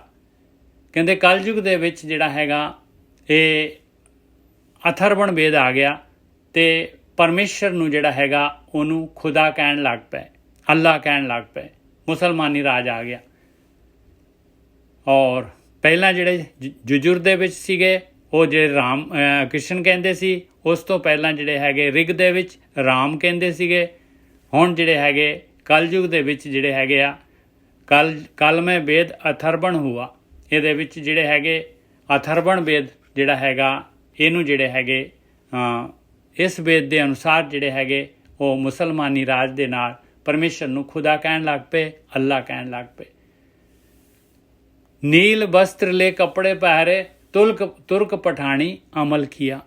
ਔਰ ਮੁਸਲਮਾਨੀ ਰਾਜ ਦੇ ਵਿੱਚ ਜਿਹੜੇ ਨੀਲੇ ਕੱਪੜੇ ਪਾਉਂਦੇ ਸੀਗੇ ਔਰ ਤੁਰਕ ਤੇ ਪਠਾਨ ਜਿਹੜੇ ਸੀ ਉਹਨਾਂ ਦੇ ਧਰਮ ਦੇ ਅਨੁਸਾਰ ਉਹਨਾਂ ਦੇ ਜਿਹੜੇ ਹੈਗੇ ਉਹਨਾਂ ਦੇ ਜਿਹੜੇ ਰੂਲ ਸੀਗੇ ਉਹਨਾਂ ਨੂੰ ਫਾਲੋ ਕੀਤਾ ਜਾਂਦਾ ਸੀ। ਤੁਰਕ ਪਠਾਣੀ ਅਮਲ ਕੀਆ। ਨਿਚੋੜ ਕਹਿ ਰਹੇ ਆ ਚਾਰੇ ਵੇਦ ਹੋਏ ਸਚਿਆਰ, ਪੜ੍ਹੇ ਗੁਣੇ ਤਿੰਨ ਚਾਰ ਵਿਚਾਰ। ਕਹਿੰਦੇ ਚਾਰੋਂ ਵੇਦ ਆਪਣੇ ਆਪਣੇ ਸਮੇਂ ਦੇ ਵਿੱਚ ਜਿਹੜੇ ਹੈਗੇ ਸਚਿਆਰ ਹੈਗੇ ਆ ਤੇ ਉਹਨਾਂ ਨੂੰ ਪੜ੍ਹਨ ਦੇ ਨਾਲ ਜਿਹੜੇ ਹੈਗੇ ਆ ਉਹਨਾਂ ਨੂੰ ਵਿਚਾਰ ਕਰਨ ਦੇ ਨਾਲ ਜਿਹੜੇ ਹੈਗੇ ਆ ਆਚਾਰ ਜਿਹੜੇ ਹੈਗੇ ਇਨਸਾਨ ਦਾ ਜਿਹੜਾ ਹੈਗਾ ਆਚਰਣ ਜਿਹੜਾ ਹੈਗਾ ਉਹ ਚੇਂਜ ਹੁੰਦਾ ਹੈ। ਚਾਰੇ ਵੇਦ ਹੋਏ ਸਚਿਆਰ, ਪੜ੍ਹੇ ਗੁਣੇ ਤਿੰਨ ਚਾਰ ਵਿਚਾਰ। ਆਖਰੀ ਦੇ ਵਿੱਚ ਦੱਸ ਰਿਹਾ ਭਾਉ ਭਗਤ ਕਰ ਨੀਚ ਸਦਾਏ, ਤਉ ਨਾਨਕ ਮੁਖ ਅੰਤਰ ਪਾਏ। ਕਹਿੰਦੇ ਨਿਚੋੜ ਦੀ ਗੱਲ ਆ ਬਈ ਕੋਈ ਵੀ ਯੁੱਗ ਹੋਏ ਸਭ ਤੋਂ ਜਿਹੜਾ ਹੈਗਾ ਤੱਤ ਗਿਆਨ ਬਈ ਪਰਮੇਸ਼ਰ ਦੀ ਭਗਤੀ ਕਰਨੀ ਪਿਆਰ ਦੇ ਨਾਲ, ਭਾਵਨਾ ਦੇ ਨਾਲ ਤੇ ਆਪਣੇ ਆਪ ਨੂੰ ਨੀਵਾਂ ਰੱਖਣਾ, ਆਹੀ ਤੱਤ ਗਿਆਨ ਹੈਗਾ। ਤਾਂ ਜਿਹੜਾ ਹੈਗਾ ਇਸ ਸੰਸਾਰ ਤੋਂ ਜੋ ਖੇਡ ਪਾਈ ਹੈ ਮਾਲਕ ਨੇ ਇਸ ਚੋਂ ਮੁਕਤੀ ਹੋ ਮਿਲ ਸਕਦੀ ਹੈ। ਭਾਉ ਭਗਤ ਕਰ ਨੀਚ ਸਦਾਏ, ਆਪਣੇ ਆਪ ਨੂੰ ਨੀਵਾਂ ਰੱਖੇ, ਤਉ ਨਾਨਕ ਮੁਖ ਅੰਤਰ ਪਾਏ। ਤਾਂ ਜਿਹੜਾ ਹੈਗਾ ਇਹ ਗੇਮ ਚੋਂ ਬਾਹਰ ਨਿਕਲ ਸਕਦੇ ਆ। ਆਹ ਹੈਗਾ ਮਾਲਕ ਪਰਮਾਤਮਾ ਦਾ ਜਿਹੜਾ ਹੈਗਾ ਨਿਯਮ। ਹਾਂਜੀ ਵੀਰ ਜੀ। ਹਾਂਜੀ ਠੀਕ ਹੈ। ਉਹ ਕਿਤੇ ਕਹਿੰਦੇ ਨੇ ਗ੍ਰੰਥਾਂ ਦੇ ਵਿੱਚ ਜਿਹੜਾ ਗਿਆਨ ਲਿਖਿਆ ਉਹਨੂੰ ਪੜ੍ਹੋ, ਉਹਨੂੰ ਸਮਝੋ, ਵਿਚਾਰ ਕਰੋ, ਤੁਹਾਨੂੰ ਮੁਕਤੀ ਦਾ ਦਵਾਰ ਮਿਲੇਗਾ। ਠੀਕ ਹੈ ਜੀ। ਉਸ ਤੋਂ ਬਾਅਦ ਫਿਰ ਕਹਿ ਰਹੇ ਨੇ ਕਿ ਆਖਰ ਤੇ ਜਿਹੜੀ ਗੱਲ ਕੀਤੀ ਉਹ ਕਹਿੰਦੇ ਕਿ ਪੜ ਗੁਣ ਤਿੰਨ ਚਾਰ ਵਿਚਾਰ ਭਾਉ ਫਿਰ ਕਹਿੰਦੇ ਸਾਰੇ ਗ੍ਰੰਥਾਂ ਨੂੰ ਪੜ੍ਹਿਆ ਕਿ ਜਿਹੜੇ ਵਿੱਚ ਵਿਚਾਰ ਕੀਤੀ ਆ, ਉਹ ਕਹਿੰਦੇ ਕਿ ਇੱਥੇ ਜੋ ਰਿਜ਼ਲਟ ਕੱਢਿਆ, ਉਹ ਕਹਿੰਦੇ ਪਹਿਲੀ ਗੱਲ ਤੇ ਭਾਵਨਾ ਰੱਖੋ, ਭਾਵਨਾ ਦੇ ਨਾਲ ਭਗਤੀ ਕਰੋ, ਫਿਰ ਭਗਤੀ ਵੀ ਕਰਕੇ ਫਿਰ ਨੀਵਾਂ ਰਹਿਣਾ। ਬਹੁਤਾ ਮਤਲਬ ਗਲਤ ਨਹੀਂ ਬਣ ਜਾਣਾ। ਸਮਝਦੇ ਨਾ, ਨੀਚ ਸਦਾਉਣ ਦਾ ਮਤਲਬ ਇਹ ਨਹੀਂ ਕਿ ਆਪਣੇ ਆਪ ਨੂੰ ਨੀਚ ਕਹਿ ਲਓ, ਨੀਚ ਕਹਿ ਲਓ ਕੋਈ ਪ੍ਰੋਬਲਮ ਨਹੀਂ ਆ। ਮਤਲਬ ਕਹਿੰਦੇ ਹਮ ਨਹੀਂ ਚੰਗੇ ਤੇ ਬੁਰਾ ਨਹੀਂ ਕੋਏ, ਗੁਨਾਹੀ ਭਰਿਆ ਮੈਂ ਫਿਰਾਂ ਤੇ ਲੋਕ ਕਹਿਣ ਦਰਵੇਸ਼। ਆਪਣੀ ਹਉਮੈ ਨੂੰ ਥੱਲੇ ਰੱਖਣਾ ਹੈ ਬਸ। ਹਾਂ, ਕਿਤੇ ਮਤਲਬ ਕੋਈ ਵੀ ਹੈ ਥੋੜਾ ਜਿਹਾ ਧਿਆਨ ਨਾਲ ਲਓ। ਜੇ ਤੁਹਾਨੂੰ ਭਾਗ ਵੀ ਲੱਗ ਗਿਆ, ਕਹਿੰਦੇ ਆ ਕਿ ਥੋੜਾ ਜਿਹਾ ਉਹਨੂੰ ਹਜਮ ਕਰੋ। ਹਾਂ, ਦੂਸਰਿਆਂ ਨੂੰ ਜਿਹੜਾ ਹੈਗਾ ਨਾ, ਦੂਸਰਿਆਂ ਨੂੰ ਜੇ ਆਪਾਂ ਨੂੰ ਕੁਝ ਪ੍ਰਾਪਤ ਹੋ ਗਿਆ ਤੇ ਉਹਦਾ ਮਾਣ ਨਾ ਕਰੀਏ। ਆਪਾਂ ਕਹਿਣ ਦਾ ਭਾਵ ਇਹ ਹੈ, ਹਾਂ, ਉਹਨੂੰ ਹਜਮ ਕਰ ਜੋ, ਥੋੜਾ ਜਿਹਾ ਐਡਜਸਟ ਕਰੋ। ਇਹ ਕਹਿੰਦੇ ਤਉ ਨਾਨਕ ਮੁਖ ਦਵਾ, ਮੁਖੰਤਰ ਪਾਏ ਤਾਂ ਮੁਕਤੀ ਮਿਲਦੀ ਹੈ ਭਾਈ। ਤੇ ਜਦੋਂ ਤੁਸੀਂ ਇਸ ਤਰ੍ਹਾਂ ਕਰੋਗੇ, ਫਿਰ ਕੀ ਤੁਹਾਨੂੰ ਇਸ ਸੰਸਾਰ ਤੋਂ, ਇਸ ਭਵ ਸਾਗਰ ਤੋਂ ਮੁਕਤੀ ਮਿਲ ਜਾਏਗੀ। ਭਗਤੀ ਵੀ ਕਰਨੀ ਆ ਭਾਵਨਾ ਦੇ ਨਾਲ। ਭਾਵਨਾ ਦਾ ਮਤਲਬ ਕਿ ਦਿਲੋਂ। ਹੁਣ ਘਰੇ ਪ੍ਰਾਹੁਣੇ ਆ ਗਏ ਆ, ਔਰਤ ਰੋਟੀ ਤੇ ਬਣਾ ਰਹੀ ਆ ਪਰ ਅੰਦਰੋਂ ਖੁਸ਼ ਨਹੀਂ, ਇਹ ਕੋਈ ਭਾਵਨਾ ਨਹੀਂ ਹੈਗੀ। ਜਦੋਂ ਤੁਸੀਂ ਭਗਤੀ ਕਰਨੀ ਆ, ਤੁਹਾਡੇ ਅੰਦਰੋਂ ਭਾਵਨਾ ਉੱਠੇ ਕਿ ਹਾਂ ਮੈਂ ਭਗਤੀ ਕਰਨੀ ਆ, ਮੈਂ ਸੇਵਾ ਕਰਨੀ ਆ, ਫਿਰ ਉਹੀ ਸਵੀਕਾਰ ਹੈ। ਤੁਸੀਂ ਦਾਨ ਦਿੱਤਾ, ਦੇ ਦਿੱਤਾ ਦਾਨ, ਪਰ ਅੰਦਰੋਂ ਭਾਵਨਾ ਨਹੀਂ ਹੈ ਨਿਜਾ ਸਾਹਿਬ, ਉਹ ਫਲੀਭੂਤ ਨਹੀਂ ਹੋਣਾ। ਕਿਉਂਕਿ ਭਾਵਨਾ ਬੜੀ ਜ਼ਰੂਰੀ ਹੈ ਨਾ। ਕਿਸੇ ਦੀ ਆਪਾਂ ਹੈਲਪ ਵੀ ਕਰ ਰਹੇ ਹਾਂ, ਇੱਕ ਤੁਸੀਂ ਮਜਬੂਰੀ ਨਾਲ ਕੀਤੀ ਹੈ, ਇੱਕ ਤੁਸੀਂ ਆਪਣੇ ਦਿਲੋਂ ਕੀਤੀ ਹੈ। ਹੁਣ ਅਗਲਾ ਬੰਦਾ ਪਤਾ ਨਹੀਂ ਕਿੱਦਾਂ ਦਾ ਵਾ, ਸੱਚਾ ਜਾਂ ਝੂਠਾ ਪਤਾ ਨਹੀਂ, ਪਰ ਤੁਸੀਂ ਦਿਲੋਂ ਦੀ ਹੈਲਪ ਕੀਤੀ ਆ ਕਿ ਬੇ ਦੀ ਹੈਲਪ ਹੋਣੀ ਚਾਹੀਦੀ। ਪਰ ਤੁਸੀਂ ਜੇਕਰ ਓਦਾਂ ਮਜਬੂਰੀ 'ਚ ਵੀ ਪੈਸੇ ਦਿੱਤੇ ਆ ਤੇ ਉਹ ਭਾਵਨਾ ਨਾਲ ਨਹੀਂ ਹੈਗੀ, ਤੇ ਉਹ ਸਮਝ ਲਓ ਕਿ ਉਹ ਸਹੀ ਚੀਜ਼ ਨਹੀਂ ਹੈਗੀ। ਠੀਕ ਹੈ ਨਿਜਾ ਸਾਹਿਬ, ਅੱਗੇ ਚਲੀਏ। ਅੱਗੇ ਪੌੜੀ ਆ ਗਈ ਜੀ। ਪੌੜੀ ਸਤਿਗੁਰ ਵਿਟੋਂ ਵਾਰਿਆ, ਜਿੱਤ ਮਿਲਿਆ ਖਸਮ ਸੰਭਾਲਿਆ। ਦੇਖੋ ਕਹਿੰਦੇ ਮੇਨ ਚੀਜ਼ ਪੌੜੀ ਦੇ ਵਿੱਚ ਆ ਹੈਗੀ ਭਾਈ, ਕਿ ਭਾਈ ਸਹੀ ਡਾਇਰੈਕਸ਼ਨ ਚਾਹੀਦੀ ਆ, ਔਰ ਡਾਇਰੈਕਸ਼ਨ ਉਹਨਾਂ ਦੀ ਚਾਹੀਦੀ ਆ ਜਿਨ੍ਹਾਂ ਨੇ ਇਹ ਯਾਤਰਾ ਕਰ ਲਈ ਆ, ਜਿਹੜੇ ਪਾਰ ਹੋ ਗਏ ਆ, ਜਿਹੜੇ ਨਿਰਮਲ ਹੋ ਗਏ ਆ। ਉਹਨਾਂ ਤੋਂ ਗਿਆਨ ਚਾਹੀਦਾ, ਉਹਨਾਂ ਦੀ ਡਾਇਰੈਕਸ਼ਨ ਚਾਹੀਦੀ ਹੈ। ਕਹਿੰਦੇ ਮੈਂ ਤਾਂ ਬਲਿਹਾਰ ਹਾਂ ਐਸੇ ਬ੍ਰਹਮ ਗਿਆਨੀਆਂ ਤੋਂ, ਜਿਨ੍ਹਾਂ ਦੇ ਮਿਲਣ ਦੇ ਨਾਲ ਮੈਨੂੰ ਪਤਾ ਲੱਗਿਆ ਵੀ ਉਹ ਖਸਮ ਨੂੰ ਕਿਵੇਂ ਸੰਭਾਲਣਾ ਹੈ, ਉਸ ਮਾਲਕ ਪਰਮਾਤਮਾ ਦੀ ਭਗਤੀ ਕਿਵੇਂ ਕਰਨੀ ਆ। ਕੀ ਕੀਤਾ ਸਤਿਗੁਰੂ ਨੇ? ਜਿਨੇ ਕਰ ਉਪਦੇਸ਼ ਗਿਆਨ ਅੰਜਨ ਦੀਆ, ਇਨੀ ਨੇਤਨੀ ਜਗਤ ਨਿਹਾਲਿਆ। ਮੈਨੂੰ ਜਿਹੜਾ ਹੈਗਾ ਉਪਦੇਸ਼ ਕੀਤਾ, ਮੈਨੂੰ ਗਿਆਨ ਦਾ ਸੁਰਮਾ ਪਾਇਆ ਮੇਰੀਆਂ ਅੱਖਾਂ 'ਚ, ਮੈਨੂੰ ਨਹੀਂ ਦਿਸਦਾ ਸੀਗਾ, ਤੇ ਹੁਣ ਮੈਂ ਸਤਿਗੁਰੂ ਦੇ ਗਿਆਨ ਦੇ ਦੁਆਰਾ ਜਿਹੜਾ ਹੈਗਾ ਮੈਂ ਦੁਨੀਆ ਨੂੰ ਦੇਖਿਆ ਤੇ ਮੈਨੂੰ ਪਤਾ ਲੱਗਿਆ ਮੈਂ ਤਾਂ ਜਿਹੜਾ ਹੈਗਾ ਫੋਕ ਹੀ ਇਕੱਠਾ ਕਰ ਰਿਹਾ ਸੀਗਾ, ਮੇਰਾ ਤਾਂ ਜੀਵਨ ਹੀ ਜਿਹੜਾ ਹੈਗਾ ਵੇਸਟ ਹੋ ਰਿਹਾ ਸੀਗਾ। ਮੈਂ ਤਾਂ ਉਹ ਕੰਮ ਕਰ ਹੀ ਨਹੀਂ ਰਿਹਾ ਸੀਗਾ ਜਿਹੜਾ ਜਿਹਦੇ ਨਾਲ ਕਿ ਜਿਸ ਕੰਮ ਵਾਸਤੇ ਮੈਂ ਦੁਨੀਆ 'ਚ ਆਇਆ। ਖਸਮ ਛੋੜ ਦੂਜੇ ਲੱਗੇ, ਡੁੱਬੇ ਸੇ ਬਣ ਜਾ ਰਿਹਾ। ਆਹ ਸਤਿਗੁਰੂ ਨੇ ਦੱਸਿਆ ਪਾਏ ਵੀ ਪਰਮਾਤਮਾ ਦੀ ਭਗਤੀ ਤਾਂ ਹੈ ਹੀ ਨਹੀਂ ਸੀ ਮੇਰੇ ਜੀਵਨ ਦੇ ਵਿੱਚ, ਤੇ ਮੇਰਾ ਤਾਂ ਜਹਾਜ਼ ਡੁੱਬਿਆ ਹੀ ਡੁੱਬਿਆ ਸੀਗਾ। ਆਹ ਜਿਹੜਾ ਜੀਵਨ ਦਾ ਜਹਾਜ਼ ਹੈ, ਜਿਹੜਾ ਰੱਥ ਹੈਗਾ ਮੇਰਾ ਤਾਂ ਗਰਕ ਹੋਣ ਵਾਲਾ ਸੀਗਾ, ਕਿਉਂਕਿ ਮੈਂ ਤਾਂ ਖਸਮ ਨੂੰ, ਪਰਮਾਤਮਾ ਨੂੰ ਜਿਹੜਾ ਹੈਗਾ ਆਪਣੇ ਜੀਵਨ 'ਚ ਰੱਖਿਆ ਹੀ ਨਹੀਂ ਸੀਗਾ, ਆਪਣੀ ਦਿਨਚਰਿਆ ਦੇ ਵਿੱਚ। ਕਹਿੰਦੇ ਜਿਹੜੇ ਵੀ ਮਾਲਕ ਨੂੰ ਛੱਡ ਕੇ ਤੇ ਮਾਇਆ ਨੂੰ, ਡੁਐਲਿਟੀ ਨੂੰ ਲੱਗਦੇ ਆ, ਕਹਿੰਦੇ ਉਹ ਤਾਂ ਡੁੱਬੇ ਦੇ ਡੁੱਬੇ, ਉਹ ਵਣਜ ਕਰਨ ਵਾਲੇ ਬਣ ਜਾ ਰਹੀਏ। ਉਹ ਜਿਹੜੇ ਹੈਗੇ ਬਿਜ਼ਨਸਮੈਨ, ਉਹ ਕੁਛ ਵੀ ਖੱਟ ਕੇ ਨਹੀਂ ਜਾਣਗੇ, ਡੁੱਬ ਜਾਏਗਾ ਉਹਨਾਂ ਦੀ ਮਨੁੱਖੀ ਜੂਨ। ਸਤਿਗੁਰੂ ਹੈ ਬੋਹਿ ਥਾ, ਵਿਰਲਾ ਕਿਨੇ ਵਿਚਾਰਿਆ। ਕਹਿੰਦੇ ਬ੍ਰਹਮ ਗਿਆਨੀ ਸਤਿਗੁਰੂ ਜਿਹੜੇ ਹੈਗੇ, ਇਹ ਅਸਲੀ ਜਹਾਜ਼ ਦੇ ਵਿੱਚ ਬਿਠਾ ਦਿੰਦੇ ਆ। ਇਹ ਅਸਲੀ ਬੋਹਿਥਾ ਹੈਗਾ ਜਿਹੜਾ ਸੰਸਾਰ ਸਮੁੰਦਰ ਤੋਂ ਪਾਰ ਲੰਘਾ ਦੇਗਾ। ਵਿਰਲਾ ਕਿਨੇ ਵਿਚਾਰਿਆ, ਕੋਈ ਟਾਵਾਂ ਜਿਹੜਾ ਹੈਗਾ ਇਸ ਗੱਲ ਨੂੰ ਵਿਚਾਰਦਾ ਹੈਗਾ। ਸਤਿਗੁਰੂ ਹੈ ਬੋਹਿਥਾ, ਵਿਰਲਾ ਕਿਨੇ ਵਿਚਾਰਿਆ, ਕਰ ਕਿਰਪਾ ਪਾਰ ਉਤਾਰਿਆ। ਕਿਰਪਾ ਕਰਕੇ ਜਿਹੜਾ ਹੈਗਾ ਇਸ ਤਰੀਕੇ ਦੇ ਨਾਲ ਜਿਹੜੇ ਵੀ ਇਸ ਗਿਆਨ ਦੇ ਨਾਲ, ਇਸ ਗਿਆਨ ਦੇ ਅਨੁਸਾਰ, ਬ੍ਰਹਮ ਗਿਆਨ ਦੇ ਅਨੁਸਾਰ ਆਪਣੇ ਜੀਵਨ ਨੂੰ ਚਲਾਉਂਦੇ ਆ, ਤੇ ਮਾਲਕ ਕਿਰਪਾ ਕਰਕੇ ਉਹਨਾਂ ਨੂੰ ਸੰਸਾਰ ਸਮੁੰਦਰ ਤੋਂ ਪਾਰ ਲੰਘਾ ਦਿੰਦਾ। ਹਾਂਜੀ ਵੀਰ ਜੀ। ਹਾਂਜੀ ਠੀਕ ਹੈ ਜੀ। ਪਹਿਲਾਂ ਤੇ ਬਾਣੀ 'ਚ ਇਹ ਕਹਿ ਰਹੇ ਨੇ ਕਿ ਸਤਿਗੁਰੂ ਇੱਕ ਹੈ। ਸਤਿਗੁਰ ਤੋਂ ਭਾਵ ਹੈ ਕਿ ਉਹ ਮਨੁੱਖ, ਉਹ ਬ੍ਰਹਮ ਗਿਆਨੀ ਜਿਹਦੇ ਵਿਚਾਰ ਸੁਣੇ ਜਾਂ ਜਿਹਦੀ ਬਾਣੀ ਪੜ੍ਹੀ, ਤੇ ਫਿਰ ਕੀ ਹੋਇਆ? ਫਿਰ ਆਪਣੇ ਅੰਦਰ ਇੱਕ ਇੱਛਾ ਪ੍ਰਗਟ ਹੋ ਗਈ ਰੱਬ ਨੂੰ ਮਿਲਣ ਦੀ। ਕਿਉਂਕਿ ਸਭ ਤੋਂ ਪਹਿਲਾਂ ਤੁਹਾਡੇ ਮਨ ਦੀ ਕਾਉਂਸਲਿੰਗ ਹੋਵੇਗੀ ਨਾ। ਮਨ ਤਿਆਰ ਕਿੱਥੇ ਹੁੰਦਾ ਹੈ? ਮਨ ਦੀ ਕਾਉਂਸਲਿੰਗ ਤੇ ਹੋ ਰਹੀ ਹੈ। ਮਨ ਜੇ ਤੇ ਇੱਕ ਮਿੰਟ 'ਚ ਮੰਨ ਜੇ, ਬਾਣੀ ਤੇ ਕਹਿੰਦੀ ਮਨ ਮਾਨਾ ਤੇ ਹਰ ਜਾਣਾ, ਤੋ ਹਰ ਜਾਣਾ। ਮਨ ਮਾਨਿਆ ਤੋ ਹਰ ਜਾਣਿਆ। ਕਿਉਂਕਿ ਉਹ ਮਨ ਦੀ ਕਾਉਂਸਲਿੰਗ ਪਤਾ ਵੀ ਨਹੀਂ ਕਿੰਨੇ ਸਾਲ ਲੱਗ ਸਕਦੇ ਆ। ਨਿਜਾ ਸਾਹਿਬ ਮੰਨ ਜੇ ਤੇ ਅੱਜ ਹੀ ਮੰਨ ਜੇ। ਬਿਲਕੁਲ ਸਹੀ ਗੱਲ ਆ। ਉਹ ਵਿਮਲ ਕੀਰਤੀ ਦਾ ਮਨ ਇਦਾਂ ਦਾ ਸੀ, ਉਹਨੂੰ ਕਾਉਂਸਲਿੰਗ ਦੀ ਲੋੜ ਨਹੀਂ ਸੀ। ਮਹਾਤਮਾ ਬੁੱਧ ਕਹਿੰਦਾ ਸੀ ਵਿਮਲ ਕੀਰਤੀ ਕਰ ਦਿੰਦਾ ਸੀ, ਉਹ ਗਿਆ ਕੰਮ। ਹਾਂ। ਤੇ ਦੂਜੇ ਜਿਹੜੇ ਵਿਚਾਰੇ ਉਹ ਕਹਿੰਦੇ ਅਸੀਂ ਤੇ ਸਾਧੂ ਆ। ਉਹ ਕਹਿੰਦੇ ਸਾਧੂ ਹੈਗੇ, ਤੁਸੀਂ ਸਾਧਕ ਜੋ। ਤੁਹਾਡਾ ਮਨ ਜਿਹੜਾ ਹੈ ਨਾ ਉਹ ਕਨਵਿੰਸ ਨਹੀਂ ਹੋਇਆ। ਇਸ ਕਰਕੇ ਤੁਹਾਨੂੰ ਧਿਆਨ ਕਰਨਾ ਪੈਣਾ ਹੈ। ਤੁਹਾਨੂੰ ਇਹ ਸਾਰਾ ਕੁਝ ਕਰਨਾ ਪੈਣਾ ਹੈ। ਆਪਣੀਆਂ ਜਪ ਤਪ ਕਰਨਾ ਪੈਣਾ ਹੈ। ਉੱਥੇ ਕੰਟਰੋਲ ਕਰਨਾ ਪੈਣਾ ਆਪਣੇ ਆਪ ਨੂੰ। ਮਨ ਦੀ ਪਾਵਰ ਵਧਾਉਣੀ ਪੈਣੀ ਆ। ਹਾਂ, ਮਨ ਦੀ ਪਾਵਰ ਵਧਾਉਣੀ ਪੈਣੀ ਆ। ਮਨ ਦਾ ਜਿਹੜਾ ਫਲੋ ਹੈ ਉਹਨੂੰ ਘਟਾਉਣਾ ਪੈਣਾ, ਉਹਨੂੰ ਕੰਟਰੋਲ 'ਚ ਲਿਆਉਣਾ ਪੈਣਾ। ਮੈਨੂੰ ਨਹੀਂ ਲੋੜ ਪੈਂਦੀ, ਮੈਨੂੰ ਤੇ ਕਹਿਤਾ ਤੇ ਮੈਂ ਕਰਤਾ। ਠੀਕ ਹੈ ਜੀ। ਫਿਰ ਕਹਿੰਦੇ ਆ ਕਿ ਫਿਰ ਅਗਲੇ ਬੰਨੇ ਜੀ ਫਿਰ ਉਹ ਬ੍ਰਹਮ ਗਿਆਨੀ ਨੂੰ ਮਿਲਣ ਦੇ ਨਾਲ ਕੀ ਹੁੰਦਾ? ਫਿਰ ਕਹਿੰਦੇ ਜਿੰਨੇ ਕਰ ਉਪਦੇਸ਼ ਗਿਆਨ ਅੰਜਨ ਦੀਆ, ਇਹਨੀ ਨੇਤਰੀ ਗਿਆਨ ਦਾ ਜਗਤ ਨਿਹਾਲ ਲਿਆ। ਇਹਨਾਂ ਨੇਤਰਾਂ ਦੇ ਨਾਲ ਫਿਰ ਮੈਂ ਦੁਨੀਆ ਨੂੰ ਦੇਖਿਆ ਭਾਈ। ਫਿਰ ਮੈਨੂੰ ਸੱਚ ਔਰ ਝੂਠ ਦੀ ਪਰਖ ਆ ਗਈ। ਫਿਰ ਮੈਨੂੰ ਪਤਾ ਲੱਗਾ ਕਿ ਭੋਲਿਆ ਜਿਹੜਾ ਤੂੰ ਪਿਛਲਾ ਸਫ਼ਰ ਕੀਤਾ ਕਾਫੀ ਖਤਰਨਾਕ ਹੈ। ਉਹ ਐਡਾ ਵਧੀਆ ਥੋੜੀ ਸੀ। ਬਿਲਕੁਲ। ਉਹ ਤੇ ਬੜਾ ਖਤਰਨਾਕ ਸਫ਼ਰ ਤੂੰ ਕਰ ਰਿਹਾ। ਤੂੰ ਗੱਡੀ ਬੜੀ ਗੰਦੀ ਚਲਾਈ ਹੈ, ਤੈਨੂੰ ਪਤਾ ਨਹੀਂ ਲੱਗਾ ਨਾ ਕਿਸੇ ਨੇ ਤੈਨੂੰ ਦੱਸਿਆ। ਉਹ ਕਹਿੰਦੇ ਕਿ ਵਾਹ ਵੀ ਵਾਹ, ਸੰਸਾਰ ਤੇ ਕਹਿੰਦਾ ਕਿ ਫਿਕਰ ਨਾ ਕਰ, ਇੱਥੇ ਕਾਮ ਕ੍ਰੋਧ ਲੋਭ ਮੋਹ ਦੀਆਂ ਜਿਹੜੀਆਂ ਗਲੀਆਂ ਹੰਕਾਰ ਦੀਆਂ ਉਧਰ ਗੱਡੀ ਚਲਾ। ਪਰ ਫਿਰ ਉਹ ਗਿਆਨ ਹੋਇਆ ਕਿ ਨਹੀਂ ਨਹੀਂ ਨਹੀਂ, ਇਹ ਨਹੀਂ ਸਹੀ ਰਸਤੇ ਹੈਗੇ। ਉਹ ਗਲਤ ਦਿਸ਼ਾ ਸੀ ਜਿੱਧਰ ਮੈਂ ਲੈ ਗਿਆ ਸਾਂ ਗੱਡੀ ਆਪਣੀ। ਤੇ ਫਿਰ ਉਹਨਾਂ ਨੇ ਕੀ ਦਿੱਤਾ ਸੀ? ਗਿਆਨ ਦਾ ਇੰਜਣ ਪਾਇਆ ਸੀ। ਗਿਆਨ ਬੜਾ ਜ਼ਰੂਰੀ।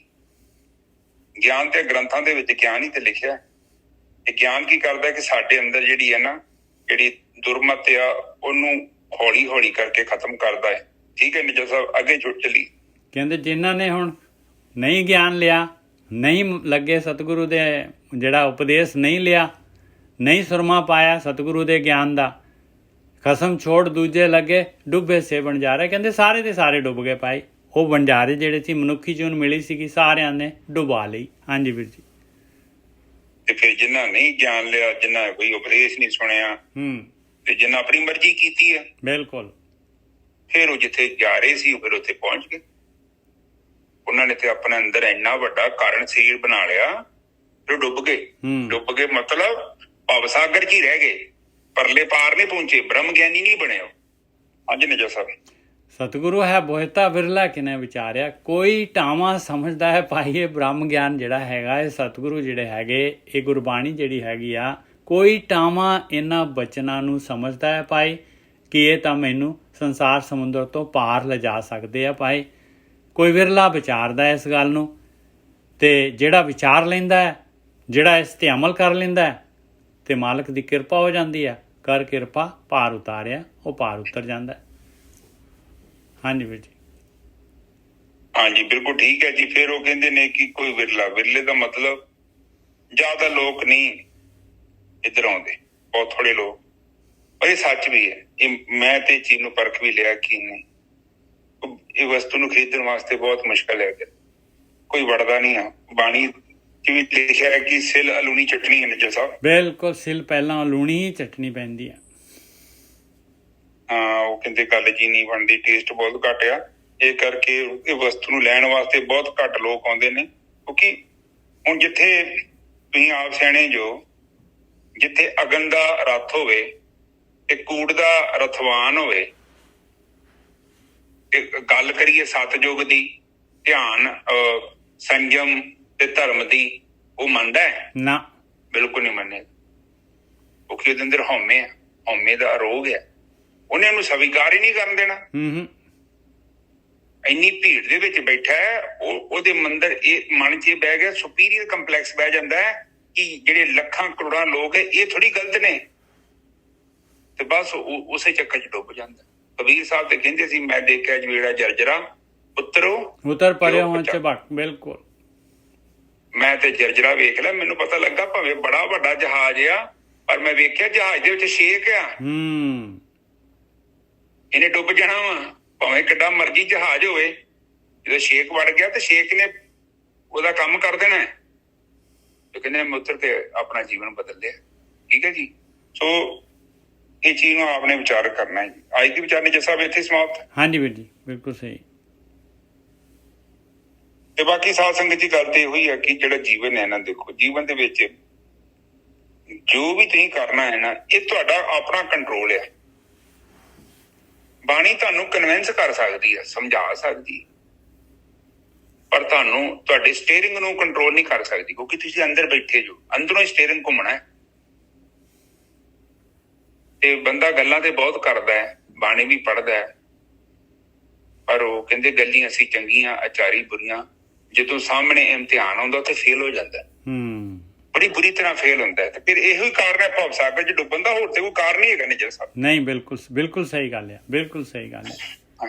ਹਾਂ, ਤੇ ਜਦੋਂ ਤੁਸੀਂ ਥੋੜਾ ਜਿਹਾ ਹੱਥ ਪੱਲੇ ਮਾਰਿਆ ਤੇ ਕੰਮ ਬਣ ਗਿਆ, ਫਿਰ ਤੇ ਪ੍ਰਕਿਰਤੀ ਨੇ ਤੁਹਾਡੀ ਆਪਣੇ ਆਪ ਹੀ ਸਪੋਰਟ ਕਰ ਦੇਣੀ ਹੈ। ਪ੍ਰਕਿਰਤੀ ਥੋੜੀ ਕਹਿੰਦੀ ਆ ਕਿ ਮੈਂ ਤਾਂ ਤੈਨੂੰ ਰੋਕ ਦੂੰਗੀ, ਇਹ ਗੱਲਾਂ ਹੀ ਬਣਾਈਆਂ ਨੇ ਕਿ ਤੈਨੂੰ ਰੋਕਣਾ ਚਾਹੁੰਦਾ ਹੈ, ਕੋਈ ਨਹੀਂ ਰੋਕਣਾ ਚਾਹੁੰਦਾ। ਤੁਸੀਂ ਕੋਈ ਵੀ ਕੰਮ ਕਰ ਸਕਦੇ ਜੋ, ਬਾਕੀ ਹੈ ਕਿ ਉਹਦੀ ਇੱਛਾ ਤੁਹਾਡੇ ਅੰਦਰ ਹੈ, ਤੁਸੀਂ ਕਰਨਾ ਜਾਂ ਨਹੀਂ ਕਰਨਾ। तो आज की विचार इतनी समाप्त जी। हाँ जी बेटी। एक ओंकार सतनाम करता पुरख निरभाव निर्वैर अकाल मूरत अजूनी से बंगर प्रसाद। मेरे पिता गरीब नवाज बाणी पढ़दे हैं, विचार करते हैं, बाणी सरवण करते हैं, अनेकों प्रकार दी भुलां ਅਤੇ गलतियां हो गई निदान बच्चे समझ के माफ करो। अगे तो शुद्ध ते स्पष्ट बाणी पढ़ने की आज्ञा बख्शनी। आई संगत की हाजरी अपने दर से प्रवान करनी, देह निरोगता बख्शनी, तंदुरुस्ती बख्शनी मेरे मालिक। मेरे पिता एक शुकराने की अरदास आई है, असीं आप जी दे बहुत धन्नवादी हाँ। उन्हां दा जिहड़ा मसला सी वो सही हो गया मेरे मालिक। वाहिगुरू जी का खालसा वाहिगुरू जी की फतेह। वाहिगुरू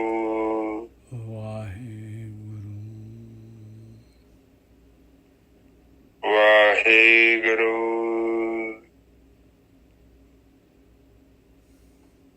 वाहिगुरू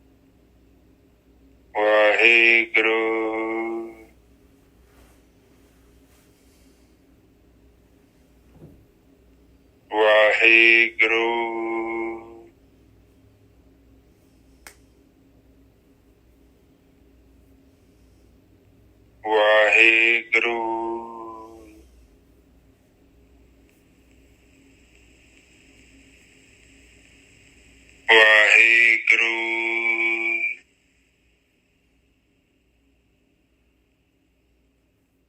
वाहिगुरू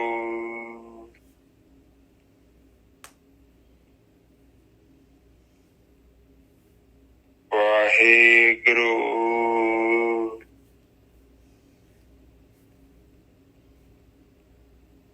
वाहिगुरू वाहिगुरू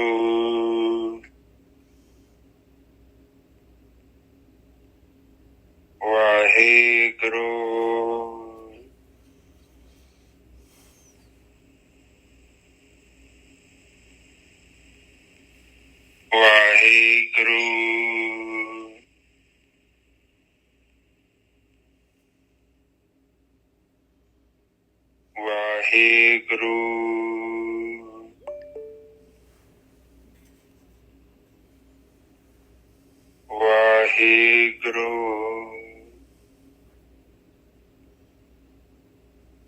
वाहिगुरू वाहिगुरू वाहिगुरू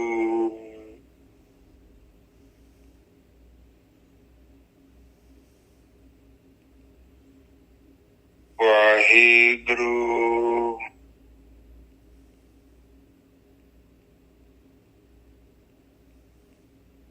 वाहिगुरू वाहिगुरू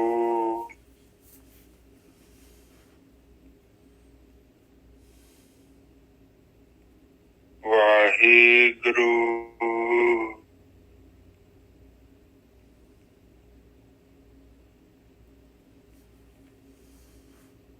ਵਾਹਿਗੁਰੂ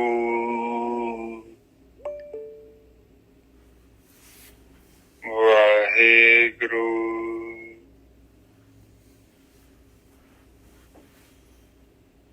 ਵਾਹਿਗੁਰੂ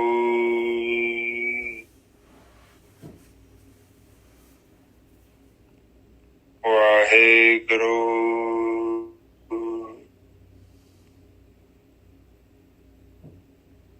ਵਾਹਿਗੁਰੂ ਵਾਹਿਗੁਰੂ ਵਾਹਿਗੁਰੂ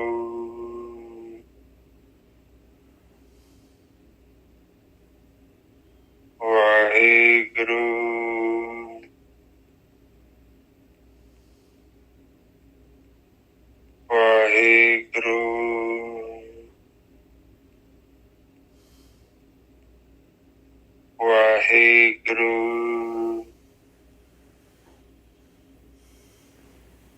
ਵਾਹਿਗੁਰੂ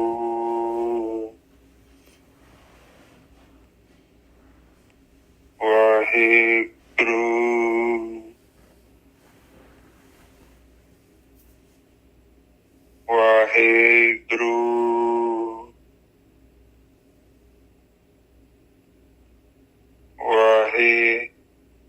ਵਾਹਿਗੁਰੂ ਤਾਂ ਸੰਗਤ ਦੀ ਚੁੱਪ ਹੋ ਜਾ ਵਾਹਿਗੁਰੂ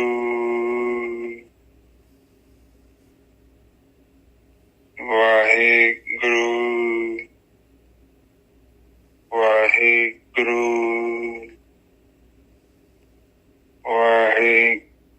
ਵਾਹਿਗੁਰੂ ਵਾਹਿਗੁਰੂ ਵਾਹਿਗੁਰੂ ਵਾਹਿਗੁਰੂ ਜੀ ਕਾ ਖਾਲਸਾ ਵਾਹਿਗੁਰੂ ਜੀ ਕੀ ਫਤਿਹ।